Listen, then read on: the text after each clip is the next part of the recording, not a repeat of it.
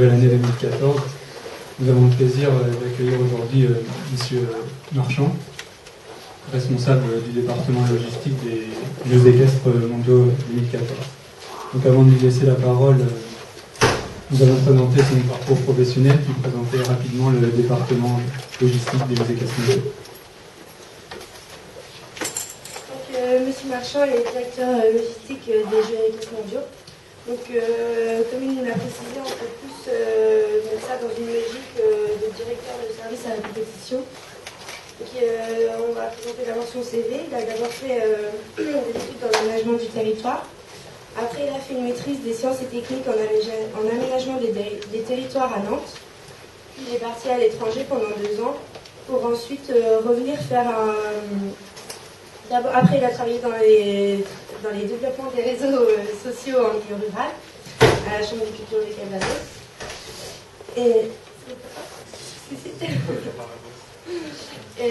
Ensuite, il a fait un bac plus 5, donc comme nous, master de MDS, et il a fait son stage au Courant de la Liberté en tant que coordinateur. Après, il a travaillé sur le dossier de candidature des Jeux équestres mondiaux en 2008. De 2008 à 2010, il a travaillé au Courant de la Liberté encore et aussi aux Jeux équestres mondiaux. Et depuis 2010, il consacre son temps aux Jeux équestres mondiaux. Et depuis la fin 2011, il est en charge complète du développement du département logistique.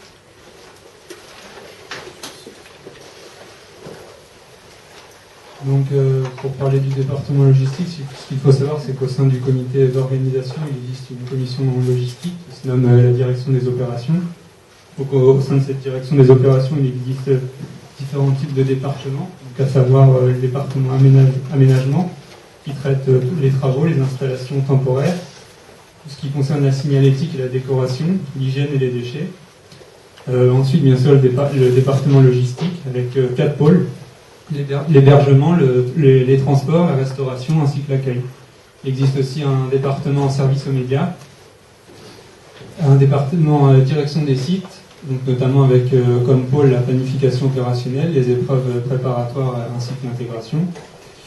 Un département aussi consacré à la sécurité, santé, secours et sûreté. Un département lié tout ce qui concerne les titres et accréditation. Et enfin un département lié à la technologie. Donc il faut savoir que ce que ne comprend pas la fonction logistique au sein du comité d'organisation des Jeux équestres mondiaux 2014, donc le département aménagement s'occupe de tout ce qui concerne les installations temporaires et l'immobilier, l'électricité, l'eau, tout ce qui est aussi relatif à la maintenance et à la plateforme logistique, l'hygiène et les déchets. Au sein du service département service aux médias, il s'occupe des systèmes d'information. Tout ce qui concerne le département sécurité, santé, secours, sûreté, les titres et accréditation, il gère tout ce qui est relatif à la sécurité et des accréditations. La direction des sites s'occupe du village des Jeux. Et enfin, le département direction des transports s'occupe des transports des chevaux. Donc pour parler rapidement de la fonction logistique des JEM, il faut savoir que la logistique, c'est une véritable fonction de support pour les Jeux équestres mondiaux. L'objectif, c'est d'optimiser l'accueil et l'offre de services proposés aux différents publics qui seront présents aux Jeux équestres mondiaux courant fin août, début septembre. La grande idée de la logistique, c'est planifier, organiser et coordonner les différentes opérations entre les différents services au sein des différents départements. Et enfin, la dernière idée, c'est que la logistique, le département logistique travaille en partenariat avec les différents services du comité d'organisation pour gérer toutes les problématiques liées à l'organisation des prochains Jeux équestres mondiaux. Donc je vais laisser en avant la parole à M. Marchand qui va vous présenter avec plus de renseignements le département logistique et les missions qui se réalisent au sein des Jeux équestres mondiaux. Ok, merci. Bonjour à tous. Je suis ravi en tout cas de revenir ici. J'ai aussi, comme l'a indiqué Amandine, une année ici en Master 2 Management du sport. C'est un plaisir bien évidemment. Je vais repréciser 2-3 choses, on ne pas que c'était faux, mais c'est important de faut les remettre en contexte aussi, puis d'apporter des compléments. Je crois quand même que dans cette introduction, l'essentiel a été dit sur ce qu'est la logistique au niveau des jeux et caisses mondiaux. C'est vraiment un département support. De fait, on fait tous de la logistique probablement, par contre, c'est un peu ça le problème. Et, si vous avez une idée de nom, on est preneur. On a beau avoir cherché la logistique, finalement, si vous traduisez en anglais, ça veut absolument dire tout ce que vous avez indiqué comme n'étant pas de la logistique. Donc, c'est vrai qu'on aurait pu, Coupe du monde de rugby 2007, ça s'appelait service au tournoi. Alors à un moment, on s'est dit on va l'appeler service au jeu. C'est pas très, très joli. Et, voilà, depuis plusieurs années, on l'appelle logistique. Alors maintenant, on fait avec, on va dire. Mais vraiment, retenez ça, en tout cas sur cette partie pour les jeux caisses mondiaux, sur beaucoup d'événements, on est vraiment sur une logique de service. Ça a été précisé, et l'intérêt, c'est aussi que je vous dise pourquoi je fais de la logistique ou pourquoi je suis sur cette fonction-là.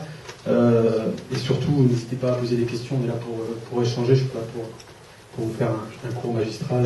Boris s'en occupe très bien tout seul. C'est parce qu'en fait, j'ai choisi aussi parce qu'on est au cœur de l'organisation. Et que comme je suis quelqu'un de très curieux, puis qui aime bien être au courant de tout, je suis à une position où je suis à peu près au courant de tout dans le projet. Donc ça m'intéresse. Plus sérieusement, il ne s'agit pas là de dire c'est plus important que, c'est vraiment de toute façon, il y a une réalité dans l'événementiel, c'est que chaque département a une fonction pleine. C'est une évidence de le dire, chacun est important, mais c'est bien de le rappeler quand même. C'est vrai qu'il n'y a pas à dire ça c'est plus important que, mais c'est vrai que, au même titre que les aménagements, la logistique est vraiment au cœur. On est en contact avec tous les départements.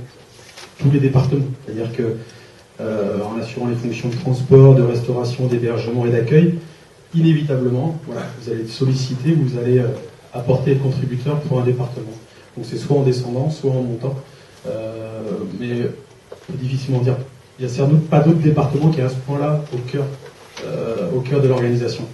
Ça a été dit, c'est vrai qu'il y a la direction générale qui s'occupe évidemment de tout ce qui est coordination de projet, mais plus globalement des relations avec l'ensemble des membres fondateurs. On a la direction des sports. Faut pas l'oublier, c'est le plus important. Là aussi, c'est une évidence. Les Jeux et caisses mondiaux, c'est avant tout un événement sportif. Donc on est là aussi à la logistique pour mettre le sport dans les meilleures conditions. C'est la population prioritaire, là aussi sans vouloir mettre des marqueurs trop forts, mais en tout état de cause, c'est vraiment la population qui est privilégiée puisqu'on est un événement sportif. On pourra redire dans le détail, surtout une fois encore, n'hésitez pas à interroger sur ce que recouvre le spectre de chaque direction. Je finirai par la direction des opérations. On a la direction communication commerciale et animation. Vous avez rencontré récemment, et certains d'entre vous travaillent avec Victor et les services communication et RME qui sont bénévoles à l'année au sein du service communication. Vous l'avez rencontré notamment sur toute la stratégie de réseaux sociaux. Et puis dans cette direction, on retrouve le commercial, donc à la fois les partenariats, bien évidemment, les revenus commerciaux. Là aussi, vous aurez une conférence le mois prochain avec Pierre Cormier, qui est en charge de la billetterie, du merchandising et des exposants, et des hospitalités également. Et puis on a un troisième volet qui n'est pas neutre, qui sont les animations. Donc là, ça recouvre tout programme d'animation, programme extra-sportif, avec les cérémonies d'ouverture, cérémonies de clôture, et le programme d'animation qui va jalonner la quinzaine de l'événement. C'est loin d'être neutre. La direction administrative et financière, c'est aussi forcément un département de direction clé. On a un budget extrêmement conséquent, 75 millions d'euros de budget pour les Jeux équestres mondiaux. On était parti, la grande chance de ce projet, puisque j'ai la chance effectivement de suivre depuis la candidature. Pour la petite histoire, on était les seuls à candidater pour les Jeux équestres mondiaux 2014. Alors ça faisait rire, forcément. Quand on a dit qu'on avait gagné, qu'on avait les Jeux, ça a fait rire. Sauf que aujourd'hui, par exemple, pour 2018, il n'y a toujours personne qui a été nommé parce que Simplement, personne n'arrive à réunir le budget nécessaire, ou en tout cas les garanties, les conditions financières pour pouvoir porter le projet. Et aujourd'hui, dans une candidature, quelle qu'elle soit d'un événement, finalement, c'est souvent un dossier d'intention d'un point de vue technique. On ne peut pas démontrer grand-chose à travers un document. Certains me contrediraient. Mais ce qui est le plus important dans un dossier de candidature, c'est d'apporter des garanties financières de l'événement. Que vous n'allez pas vous retrouver en cours de chemin avec 20% manquant pour pouvoir boucler l'événement. C'est ce qui s'est passé au précédent Jeux et Caisses mondiaux. Un mois et demi avant, ils étaient quasiment en banqueroute. Donc là, les warnings, sérieusement, ça c'est clignotant, ça a été compliqué. Donc aujourd'hui, on a eu cette possibilité-là lors de la candidature de réunir l'ensemble des collectivités publiques autour de la table, de réunir l'État et d'apporter une garantie. Sur la table, il y avait déjà 50%, plus de 50% du budget qui, au moment de partir, était garanti. Vu qu'on est constitué en groupement d'intérêt public, les membres fondateurs sont solidaires et sont co-solidaires, notamment sur des dettes, mais ce ne sera pas le cas. Je veux dire, ça c'est important, c'est une vraie garantie. Aux États-Unis, ils font encore l'édition précédente, ils ont démarré avec un emprunt à la banque. On a un modèle d'organisation et de support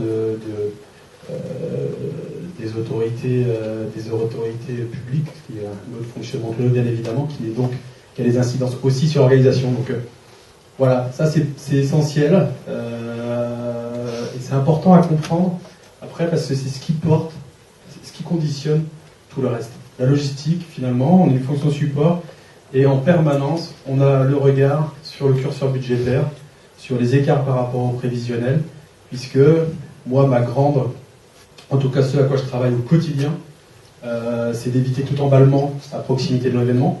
Vous l'avez sans doute vécu sur les événements que vous avez pu organiser, auxquels vous avez pu participer, et d'autres auxquels vous participerez.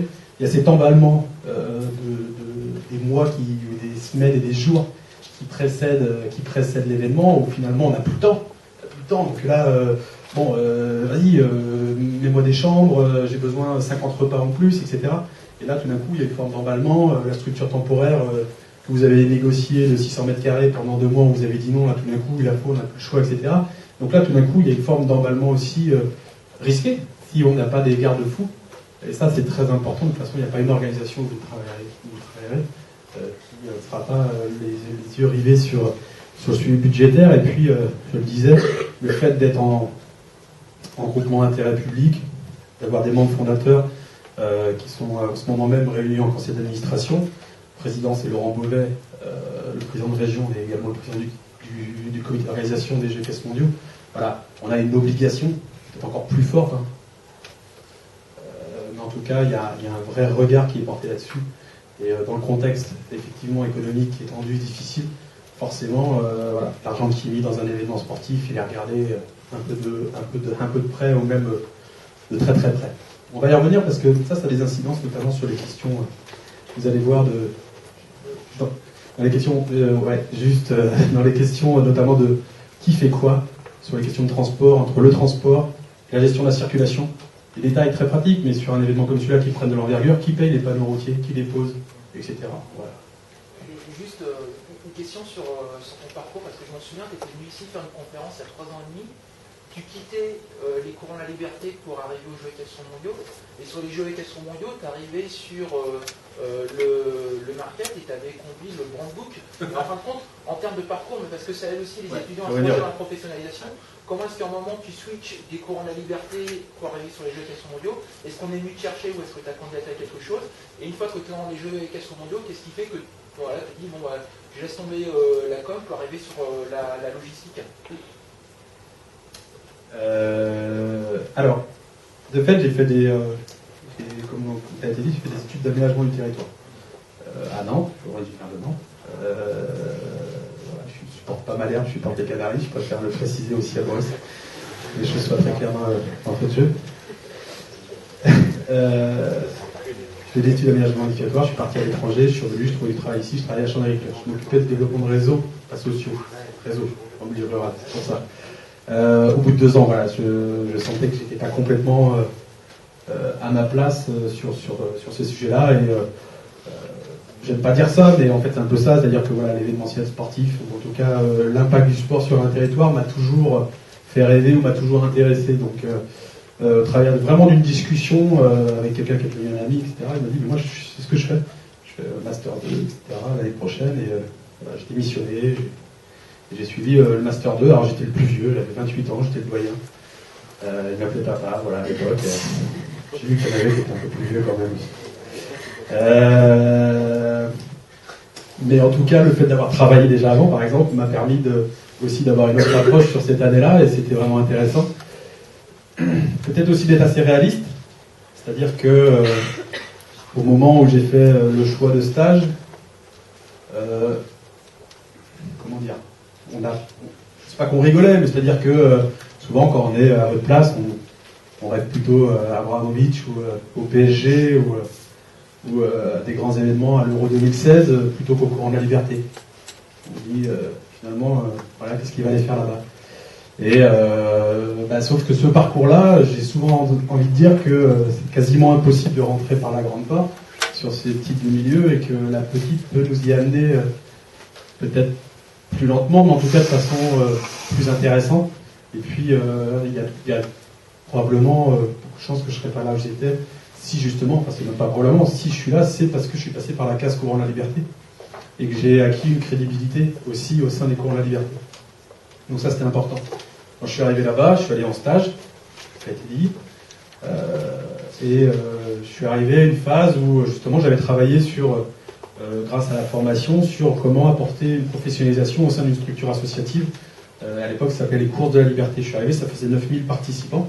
C'était en 2000, après les célébrations du 60e en 2004. Je suis arrivé en 2005, donc j'ai travaillé et dans mon rapport d'études, je faisais la démonstration qu'il était impératif d'embaucher un coordinateur. Et comment le financer, etc. En gros, j'ai créé mon poste. Puis voilà. Et maintenant, quand je suis allé au courant de la liberté, c'était vraiment intéressant. On est arrivé à une phase où l'événement, il fallait le transformer. Il était un peu vieillissant, il datait de 88. On était sur des initiés. C'est à ce moment-là qu'on a créé la Rochandelle, sur laquelle on a travaillé. On a ramené l'événement au cœur de la cité. C'est devenu ce que c'est maintenant, c'est-à-dire 20 000 participants de cette année en 2014. Ça y est, c'est complet. Deuxième événement féminin de course à pied et de marche derrière la Parisienne. Voilà, on pourrait expliquer en tout cas le succès aussi, pourquoi est-ce que ça a fonctionné.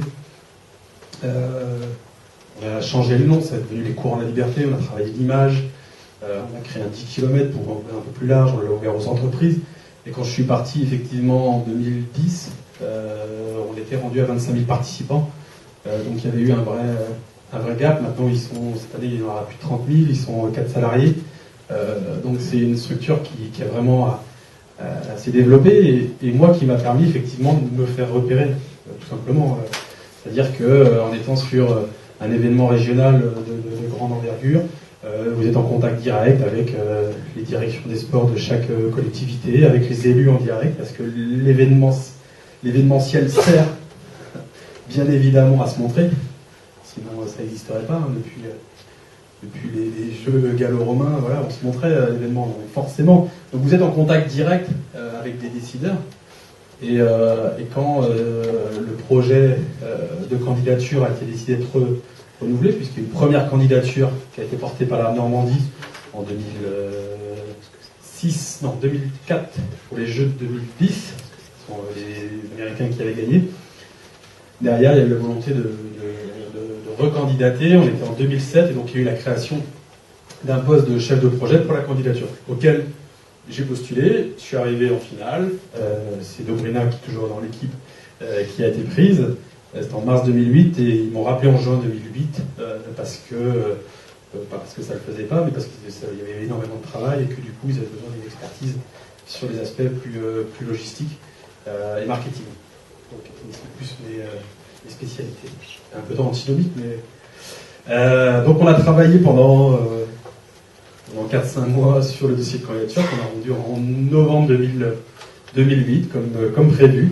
Je suis retourné au courant de la liberté à ce moment-là, parce que j'étais venu faire une pige en fait un peu, je suis revenu et après je suis resté en permanence à partager mon temps entre les courants de la liberté et effectivement la constitution du GIP Normandie 2014 qui basculait d'un comité de candidature à un comité d'organisation Donc forcément, en termes d'expérience, c'est ultra enrichissant. On a été en phase de négociation avec la Fédération équestre internationale pour la rédaction du contrat, qui nous lie un contrat tripartite, Fédération équestre internationale, Fédération française d'équitation, comité d'organisation. Donc là, vous avez une relation tripartite qui prévaut encore aujourd'hui. On va y revenir tout à l'heure, on voit déjà ici, c'est-à-dire par exemple des accrédités pris en charge. Contractuellement avec la FEI, on doit prendre en charge l'hébergement et la restauration et le transport des cavaliers. Voilà. Donc, ça c'est un exemple parmi d'autres. Dans ce contrat, vous avez, peut-être que ça a été évoqué avec Myriam et Victor, les droits à l'image. À qui appartiennent les images de l'événement? Est-ce que vous pouvez utiliser, on rigolait tout à l'heure sur la captation ici, évidemment, sur les photos, mais voilà, est-ce que vous avez le droit de prendre des photos de l'événement? La diffusion de vidéos sur Internet, elle est encadrée, etc. Tout ça est écrit dans le contrat. Et c'est difficile d'écrire un contrat sur un événement qui, en 2008-2009, quand l'événement a lieu en 2014, avec des mouvements. Donc aujourd'hui encore, les négociations tournent autour d'avenants en contrat, forcément. Donc il y a des allers-retours permanents. Donc ça, c'était essentiel. Et puis la constitution, effectivement, du comité d'organisation. Alors au début, on était 3, 4. J'ai souvent plaisir à dire que j'étais là avant le directeur général. Donc c'est même moi qui l'ai recruté, c'est pas vrai, mais on a préparé on a eu une grosse délégation à Lexington au précédent Jeux équestres mondiaux, on avait avec la région Basse-Normandie, donc ça on a travaillé ça. Donc ça nous a amené jusqu'à juin 2010, et puis juin 2010 effectivement, et l'arrivée du directeur général. On a structuré un peu plus en profondeur notre organisation. Et forcément, c'est-à-dire sur un projet comme ça, sur la durée, c'est très phasé. On va y revenir tout à l'heure. Au début, vous êtes 4, donc à un moment, vous êtes multifonction. Voilà, vous assurez un suivi sur des fonctions qui ne sont pas les vôtres. Donc, au début, je m'occupais des droits télé, je m'occupais du service immédiat, je m'occupais des accrètes, je m'occupais de la technologie, j'ai fait le schéma directeur de la technologie. Voilà, a priori, j'ai pas d'expertise sur ce domaine-là, mais c'est-à-dire que voilà, si vous êtes plus sur sur l'émergence du projet, et vous faites en sorte de maintenir les sujets en veille, ou en tout cas certains les développer progressivement, ou en tout cas de faire en sorte qu'ils soient portés, trouver quelqu'un qui puisse les porter, etc. En tout cas, mais c'est la vie de ce projet-là. Donc c'est vrai que j'ai longtemps aussi partagé mon temps entre la communication et la logistique, parce qu'à l'époque il fallait, effectivement, on a fait un travail sur un livre de marque, positionner l'événement, parce que d'un point de vue une marque, véritablement, parce que beaucoup de gens parlaient d'événements en disant il y aura ci, il y aura ça, etc. Et nous, on voulait un moment figé en disant voilà, ok, d'accord, quel est le positionnement de l'événement sur ces valeurs-là, quelles sont les valeurs de l'événement, qu'est-ce qui le porte, autour de quelles valeurs les gens qui participent à son développement se retrouvent, etc. Donc ça a été formalisé dans un livre de marque, un brand book. Et puis on a commencé aussi à initier rapidement l'image de l'événement, c'était le logo, et à partir de ce moment-là, Myriam, que vous avez vu, est arrivée, et donc a pris le relais et a fait cette belle réussite du logo, qui synthétise bien l'esprit de l'événement. Voilà, c'est l'homme et le cheval, donc en tout cas le logo des Jeux équestres mondiaux est plutôt très réussi, même très réussi. C'était très compliqué, il fallait mettre la Fédération équestre internationale dedans, il fallait mettre les Jeux équestres mondiaux. Il fallait mettre Poltech, qui est le sponsor titre, qui met 10 millions d'euros dans le projet, donc ils ont le droit de mettre avec grand plaisir leur nom au bout s'ils veulent. Mais je crois qu'on a le nom de l'événement le plus long au monde. On avait compté, je crois que c'est 68 caractères. Heureusement qu'il n'y en avait pas un de plus. Pardon. Et voilà, c'est la blague qui continue. Voilà sur le parcours. Quand on fait un tweet, c'est la moitié d'un tweet avec le nom de l'événement. Non, mais c'est. Enfin voilà, Jeux équestres mondiaux et FEI Alltech Normandie en 2014 en Normandie. Enfin bon, c'était. Voilà. Voilà le parcours. Alors pourquoi après j'ai choisi la logistique? C'est parce qu'en fait, je me suis dit, il y a beaucoup moins de responsables logistiques événementiels sur le marché que de responsables com. Tout simplement. Voilà. Et puis parce que.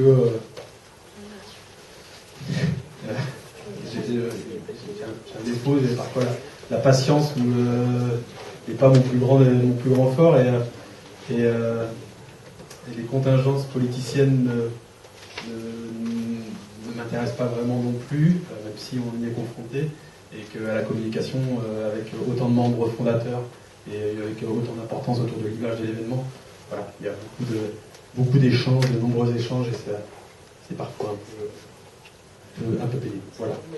De façon très pragmatique. Mais... Alors justement, ce qui est intéressant, c'est que parfois les étudiants sont inquiets au moment de leur recrutement de ne pas savoir faire. Et toi, pour le coup, tu as pu passer d'un domaine comme market à un domaine logistique sans nécessairement... Alors, tu as fait de l'aménagement du territoire, mais tu n'as pas fait un master logistique des événements sportifs. Donc, pour le coup, tu as admis, c'est tout à fait évident, possible, de s'accaparer une responsabilité comme ça et d'apprendre, alors je vais dire sur le tas, c'est pas tout à fait clair, mais... Si, c'est de façon complètement empirique. Ouais, enfin, aussi. Alors, je vais sortir des poncifs, pardon, mais type, moi, quand je recrute quelqu'un, c'est aussi beaucoup sur son... C'est pas tant sur son savoir-faire, c'est aussi le savoir-être. Voilà, c'est aussi basique que ça. Je crois beaucoup quand même à une base solide, intellectuellement solide. C'est-à-dire que c'est pas faire des études pour faire des études. C'est un moment de se donner des outils, c'est-à-dire que profiter de cette période-là, parce que vous avez encore le temps de prendre du recul et justement de mettre en perspective beaucoup les interactions. Voilà, c'est évidemment pas que du sport, sinon ça se saurait. Et vous êtes bien placé, c'est-à-dire que obligatoirement ça a des impacts forts. Donc c'est un moment d'essayer d'avoir cette capacité intellectuelle, c'est sans être non plus prétentieux, mais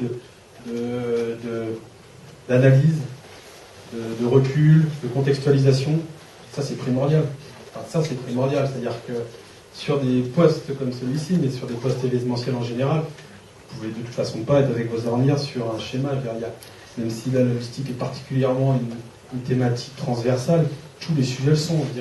Et sans être un expert, c'est-à-dire qu'en fait, il faut...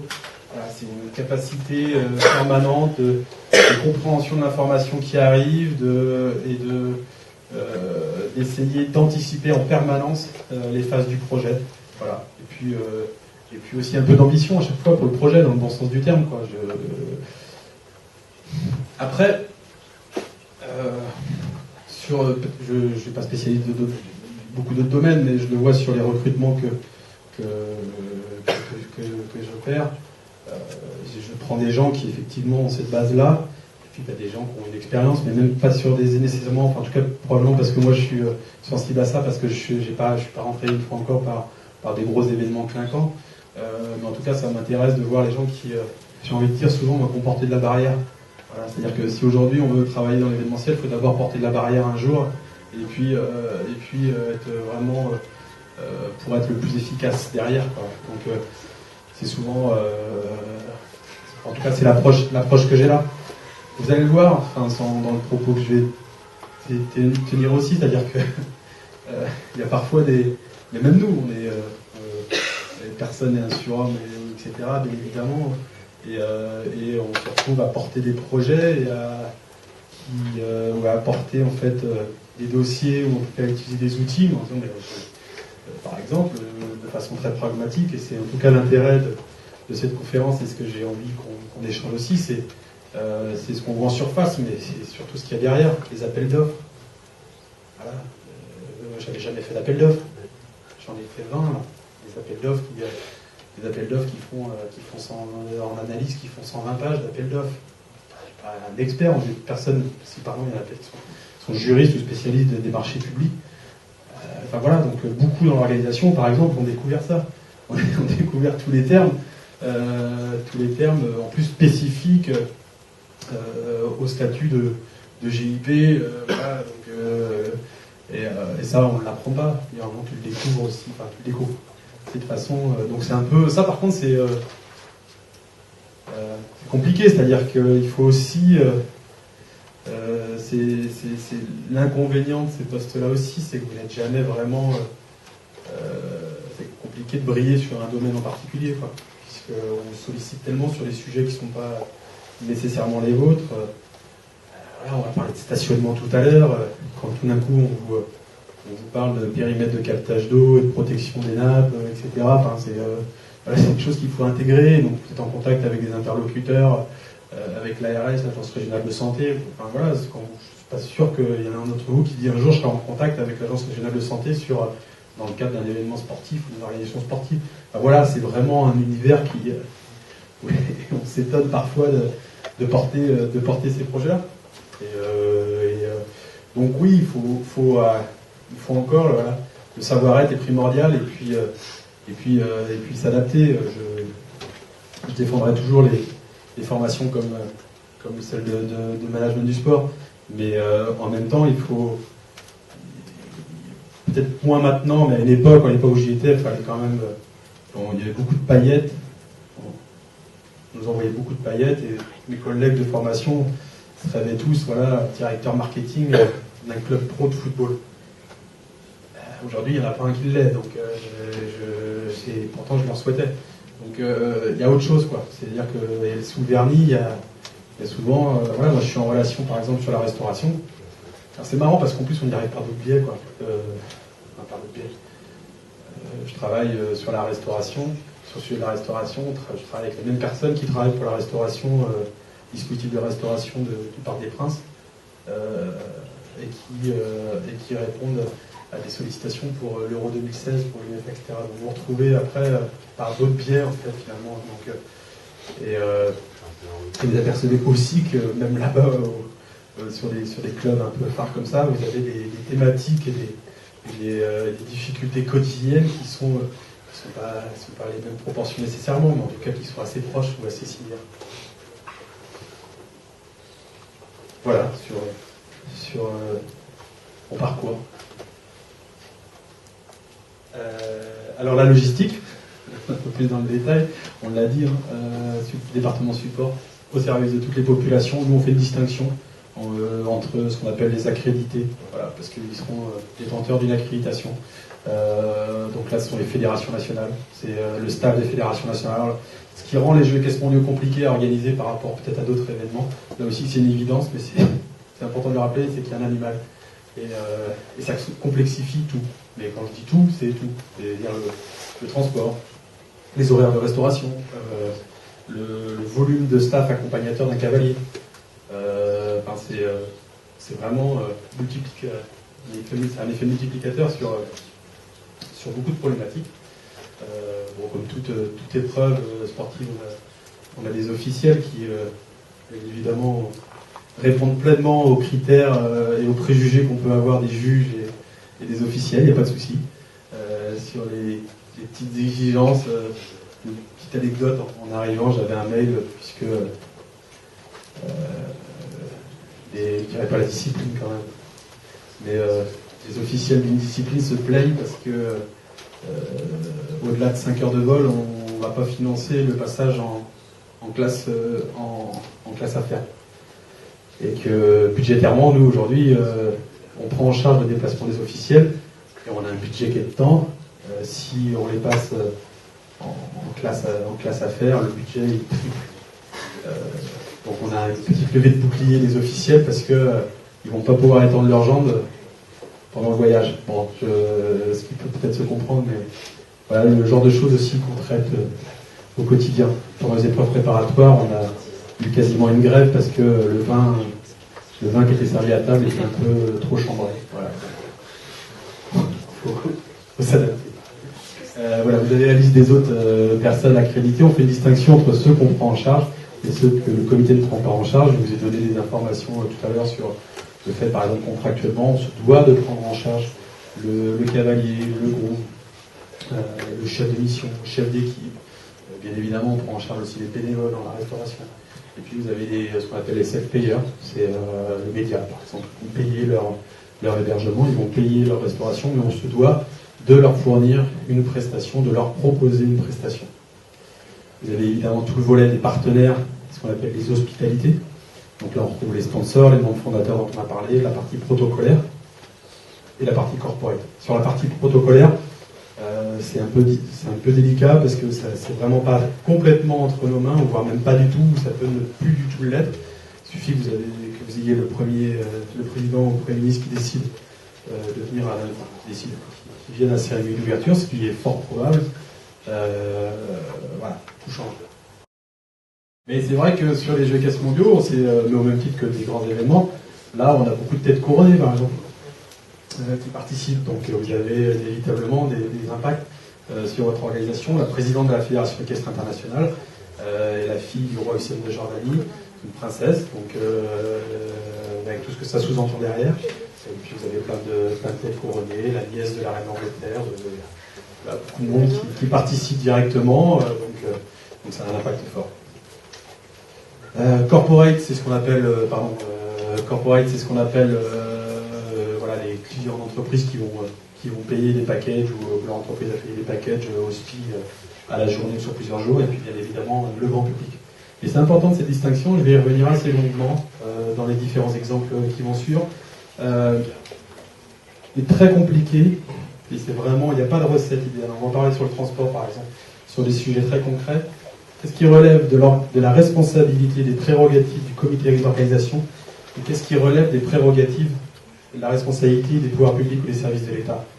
Je peux vous assurer qu'on s'amuse parfois à se renvoyer la balle, parce que bien évidemment derrière ça il y a des contingences budgétaires, mais il y a des zones d'ombre où c'est pas si clair que ça, et je vais vous prendre des exemples très précis en rentrant dans le détail.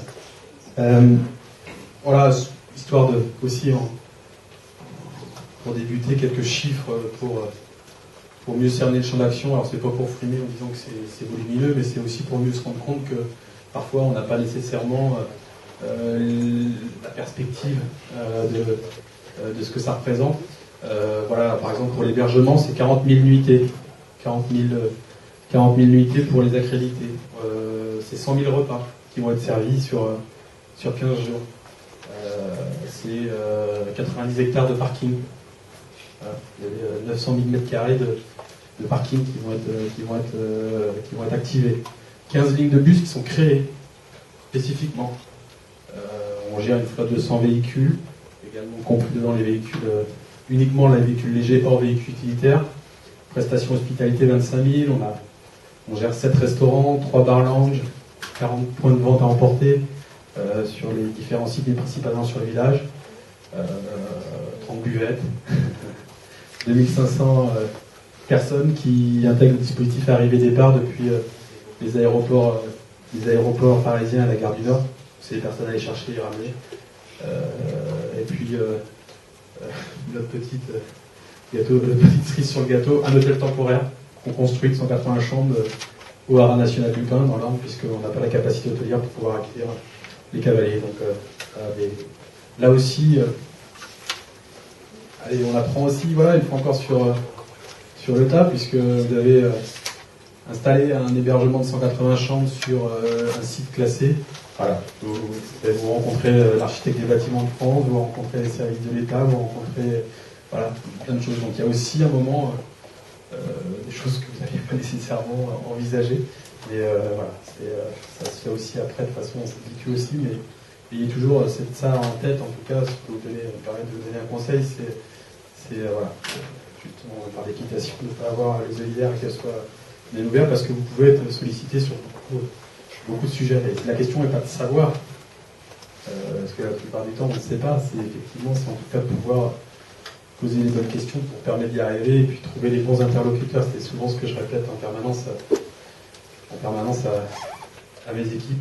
Il y a notre directeur général aussi qui nous dit, alors vous le répétez souvent maintenant, mais le point c'est moi qui le répète, c'est chaque problème, au bout de 10 questions, on est capable de le résoudre. Donc combien de balles de ping-pong on est capable de mettre dans un Boeing? Voilà. En 10 questions, logiquement, vous êtes capable de répondre. Donc à chaque fois, c'est pareil, il suffit de poser aussi les bonnes questions, et puis d'orienter vers les bons interlocuteurs et de trouver la réponse. Voilà. Nous, on ne l'a pas cherché la réponse, je vous rassure. Alors, c'est pareil, vous allez voir, on travaille avec des outils qui sont passionnants. On travaille avec des outils qui sont passionnants. Alors nous, on a ce qu'on appelle des matrices. Voilà. C'est notre grand terme. L'objectif majeur, en tout cas pour la logistique, nous, c'est de définir le niveau de service par population. C'est d'arriver dans les prochains mois à une nomenclature très précise. Je suis un cavalier, j'ai le droit à quoi en transport entre Paris et Caen, j'ai le droit à quoi comme transport entre mon hôtel et les sites de compétition, J'ai le droit à quoi comme type de transport? Est-ce que c'est du T1, est-ce que c'est du T2, est-ce que c'est du T3? Ça, c'est du niveau de service sur le transport. C'est-à-dire avec un chauffeur dédié, où je suis tout seul dans la voiture, on peut être plusieurs dans la voiture, je peux l'avoir dans les 5 minutes, ou je suis obligé de commander la veille. Voilà, ça c'est le niveau de service qu'on définit. J'ai le droit à tel espace de restauration, j'ai le droit à tel type de repas, j'ai le droit à telle chambre, etc. Enfin, voilà, c'est vraiment... l'objectif, c'est, voilà, j'ai une personne, je suis capable de vous dire son niveau de service pour la question de la restauration, du transport, d'accueil, et après pour d'autres supports. Donc la base, la base qu'on utilise, c'est une matrice des populations. Alors pour sortir, parce que je crois qu'on ne peut pas y aller directement. C'est-à-dire que on a de lister la totalité, c'est pas grave, on a de lister la totalité des populations sur l'événement. Ça démarre par un principe de prescripteur. Quel est le département prescripteur? Là, par exemple, on a les aménagements.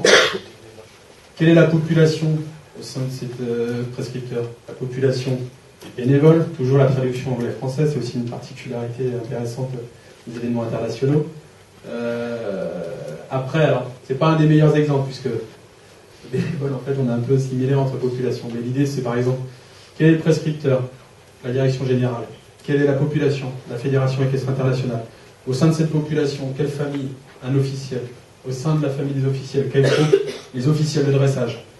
Et parmi les officiels de dressage, qui? Là, on arrive à l'individu. Donc, ça nous permet, nous, d'arriver progressivement à un filtre. Et en face, forcément, on associe des volumétries.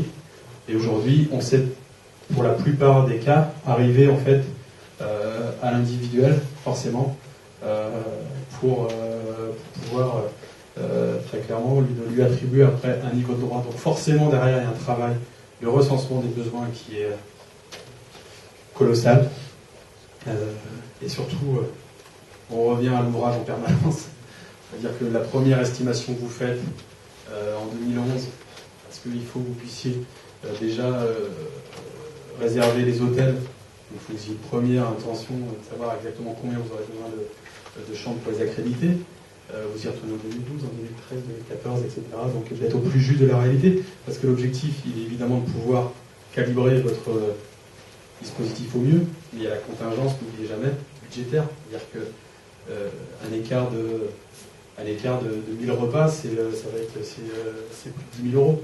À chaque fois, c'est des impacts. Les 1000 repas, comme ça, on peut se dire, louper 1000 repas, c'est quand même... Il faut le faire, quoi, louper 1000 repas. Vous allez regarder après sur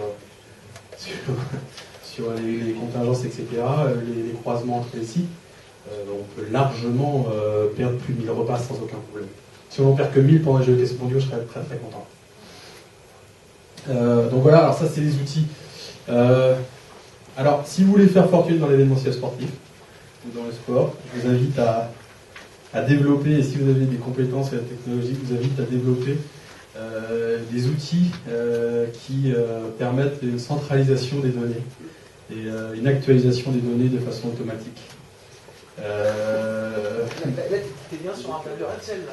On est sur un tableur Excel. Aujourd'hui, sur les organisations, hormis les JO qui ont développé un dispositif avec Atos qui a coûté des milliards et qui est sous-utilisé, voire inutilisé, la grosse difficulté, en tout cas nous, notre grande souffrance, c'est la mise en réseau, la mise en réseau des informations. C'est-à-dire vous entrez une information pour une personne par exemple, quel impact ça va avoir sur les autres. On a des contingences très pratiques. Il faut encore l'officiel. Donc l'officiel, on sait qu'il arrive le 23 août. Nous on le prend en charge à partir de J-1. Nous on l'intègre dans la base de données, les sports nous donnent l'information comme quoi il arrive là. Donc c'est intégré dans la base de données, hébergement, transport, etc. Sauf que si l'officiel décide d'arriver 2 jours avant et que le sport ne vous prévient pas qu'il arrive 2 jours avant, les bases de données hébergement et transport n'ont pas été actualisées automatiquement. C'est ultra compliqué, en tout cas, de faire matcher l'ensemble des matrices qu'utilise chaque département. Vous avez la matrice des bénévoles, qui fait qu'ici, sur la matrice des populations, être sûr qu'à chaque fois, on ait les mêmes volumétries qui soient appliqués. Parce que c'est là où vous avez des écarts. Donc aujourd'hui, cet outil-là, qui nous permet de centraliser les infos, surtout qui nous permet à chaque fois d'actualiser les données en simultané, pour éviter les allers-retours. Ça n'existe pas, on ne l'a pas, ça rend la chose extrêmement compliquée. Donc, en tout cas, c'est des développements d'outils qui nécessiteraient plus de temps. C'est vraiment de la réflexion de projet global, et ça, c'est extrêmement compliqué. Mais en tout cas, la transmission de l'information en interne, ça, c'est déterminant, et c'est aujourd'hui pas facilité par les outils qu'on utilise. Je suis très transparent avec vous. Peut-être que j'ai besoin aussi d'exprimer ma souffrance sur ces outils. Là, je vous épargne, c'est de faire à peu près quelques milliers de lignes. Là. Voilà, donc, et les filtres, c'est bien les filtres. Voilà.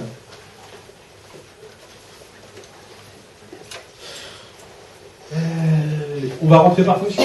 Juste que vous ayez aussi un aperçu de ce que ça représente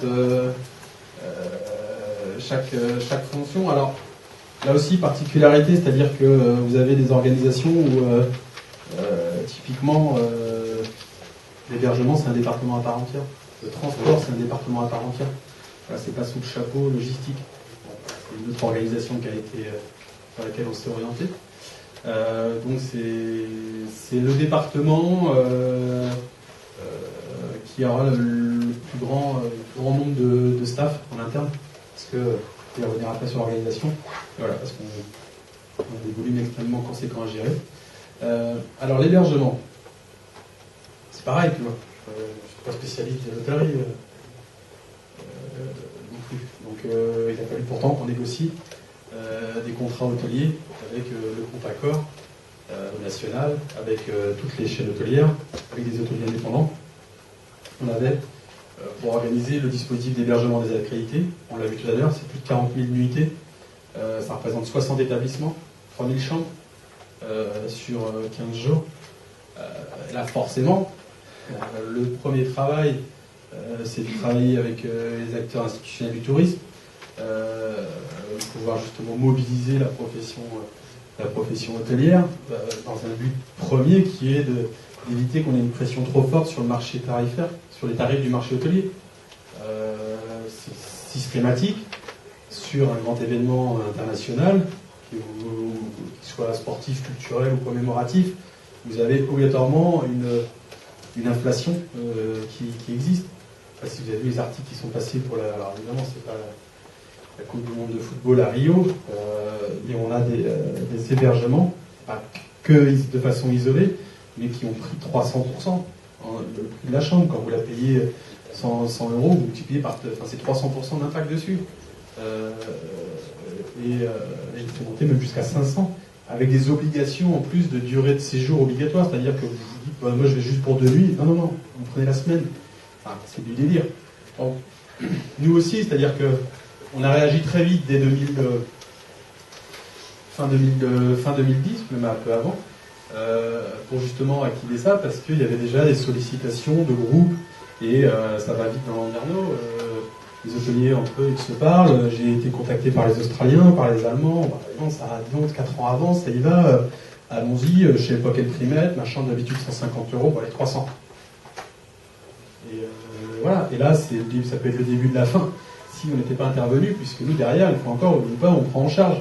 Donc, payer des chambres le double de ce qu'elles valent normalement, ça peut avoir un impact. Le budget hébergement, c'est 3 millions d'euros pour les Jeux Caisses mondiaux. Le budget logistique global, sur les 75 millions tout à l'heure, on est à 8 millions d'euros. Pour vous donner un ordre. On est sur des ratios qui sont un peu bas. C'est parce qu'on a les aménagements spécifiquement qui font changer la donne. Comme on a des coûts de structure et d'installation temporaire extrêmement conséquents, qu'on a beaucoup de travaux, c'est la spécificité de l'équitation. Voilà, on a un budget aménagement qui lui est très, très volumineux, donc de fait descendre les pourcentages. Mais globalement, on est plutôt sur des ratios assez classiques. Je peux poser une question, peut-être bête. Donc là, tu héberges les cavaliers, mais du coup, tu dois aussi héberger du cheval. C'est pas moi ça. C'est pas toi. C'est le sport. Donc eux, ils n'ont pas pris d'hôtel, ils ont pris des box. Non, mais justement, j'imagine que la capacité de box en Basse-Normandie n'est pas déjà préexistante au volume de chevaux que vous allez avoir. Alors, c'est même pas. En fait, c'est-à-dire qu'il n'y a aucun box utilisé en Normandie, c'est-à-dire que tous les box sont posés sur le site de compétition. C'est-à-dire que ce ne sont que des box temporaires. Donc les sites de compétition, c'est Stade Dornano, Parc Exposition Zénith, Hippodrome, Art National du Pin et Sud de Granville sur la commune de Sartilly. Et sur chaque site sont installés des box temporaires, des zones d'écurie complètes, c'est-à-dire des zones sport qui ne sont pas accessibles. Donc là, bien évidemment, ça c'est l'accueil du cheval et vous avez c'est des bêtes pour certaines qui valent jusqu'à 5 millions voire d'euros. Donc autant vous dire que l'accueil de ces animaux est fait avec quelques précautions, plus que les humains. Donc sur l'hébergement, 60 établissements hôteliers. On a négocié, nous on a réussi à maîtriser la hausse entre 5 et 15%. Donc on est plutôt très satisfait puisque dans notre positionnement aussi avec les hôteliers, c'était vraiment des logiques gagnant-gagnant. Ok, à événement exceptionnel, tarif exceptionnel, mais il ne faut pas pousser. C'est un peu ça notre leitmotiv. En disant, voilà, vous pouvez augmenter les prix, mais de façon maîtrisée. Et la deuxième chose, qui était très compliquée, c'est les conditions générales de vente. Quand vous réservez un hôtel ou un établissement, vous avez des annulations sans frais, avec frais, etc.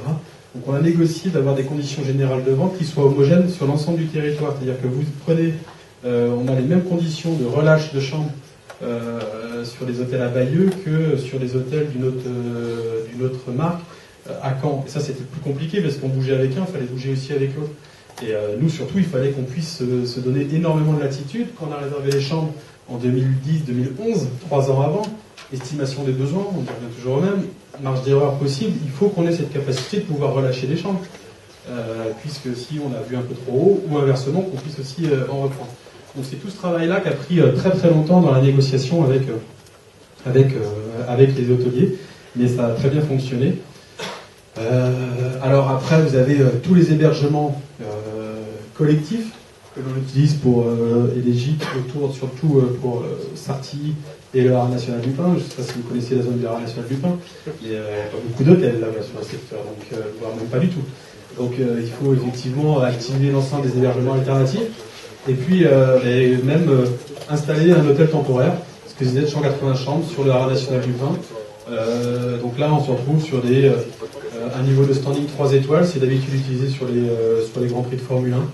David Coulthard, le patron de cette entreprise-là. Et donc ce sont des chambres individuelles, avec sanitaire individuel, parce qu'il faut qu'on puisse répondre au niveau standing de la Fédération équestre internationale, une fois encore. Il n'est pas question pour les cavaliers de partager des chambres ou de partager des sanitaires. Donc on construit ça, ce qui nous coûte quand même assez cher. On n'avait pas d'autre solution sur le territoire, vraiment pas. Toujours la même logique, parce qu'en fait on a des contraintes qu'il faut que la population sportive soit au plus près des sites de compétition. Donc même quand on a fait l'affectation des 60 hôtels qu'on a préemptés, on avait les partenaires qui tapaient à la porte, je veux un hôtel sur Caen, etc., ce qui est assez tout à fait juste. Et on a donné la priorité aux populations sportives, forcément pour être au plus près des sites de compétition, là encore, parce que l'animal génère qu'il faut être rapidement à proximité des écuries si vous souhaitez intervenir. Donc on a priorité à la population sportive à proximité des sites de compétition. Donc c'est toutes ces contingences-là qui sont intégrées dans les choix qui sont opérés. Et on parlait tout à l'heure des box sur chaque site de compétition. On a également des hébergements temporaires pour les grooms sur chaque site de compétition. De ce niveau standing-là, ça tout à l'heure dit que parfois les chevaux étaient mieux traités. J'exagère quand même, on offre des conditions pour les grooms qui sont plutôt correctes. Mais la priorité pour eux, de toute façon, c'est qu'ils ne sont pas très regardants sur la qualité de l'équipement. Ils veulent être sur le site, à proximité, pour pouvoir intervenir tout de suite en cas de problème. Donc les grooms sont hébergés pour ceux qui en ont, ou leurs cavaliers, un camion dans lequel ils sont hébergés, ou alors on offre une solution temporaire sur la zone. Donc là, typiquement, par exemple, ça c'est un appel d'offres qui est en cours pour l'hébergement temporaire des grooms sur 5 sites de compétition. On a fait aussi un appel d'offres il y a un peu plus de 2 ans de ça pour choisir une centrale des réservations des hébergements, puisque nous on n'avait pas internalisé ce dispatch à réservation commerciale des hébergements. Donc on a choisi la société MCI qui est basée en Suisse, qui a déjà travaillé aussi pour l'UEFA sur l'hébergement dans le cadre de la Ligue des Champions. Donc ils sont aussi au fait de l'hébergement dans un cadre événementiel qui est forcément différent. avec des variations assez permanentes. Donc on a choisi cette centrale de réservation, ils sont avec nous, ils ont même implanté un bureau sur Caen à l'occasion des Jeux et Caisse Mondiaux, ce qui était aussi une des grandes forces, et on collabore en permanence. Mes équipes hébergement, elles sont en permanence avec la centrale de réservation, puisque c'est le point d'entrée avec l'ensemble des fédérations nationales. Et voilà, il y a des changements permanents, il y a des plateformes de réservation en ligne pour les individuels. Les équipes peuvent gérer aussi l'allottement, leur allottement en attribuant des chambres à telle personne, etc. Donc voilà, il y a toute une relation avec les fédérations nationales qui n'est pas simple. Et puis souvent, voilà, c'est un événement sportif, les fédérations s'intéressent au sport, bien évidemment, mais elles ont la certitude que le sport sera au top. C'est un championnat du monde, donc finalement, elles ne sont pas inquiètes là-dessus. Par contre, elles sont toujours inquiètes pour les contingences logistiques. Parce que c'est toujours ça qui reste à la fin, quasiment. Parce qu'ils ont bien dormi, est-ce que c'était pas trop loin pour y aller? Est-ce que la qualité de l'hôtel, la bouffe était dégueulasse, on a mis des plombes dans les transports.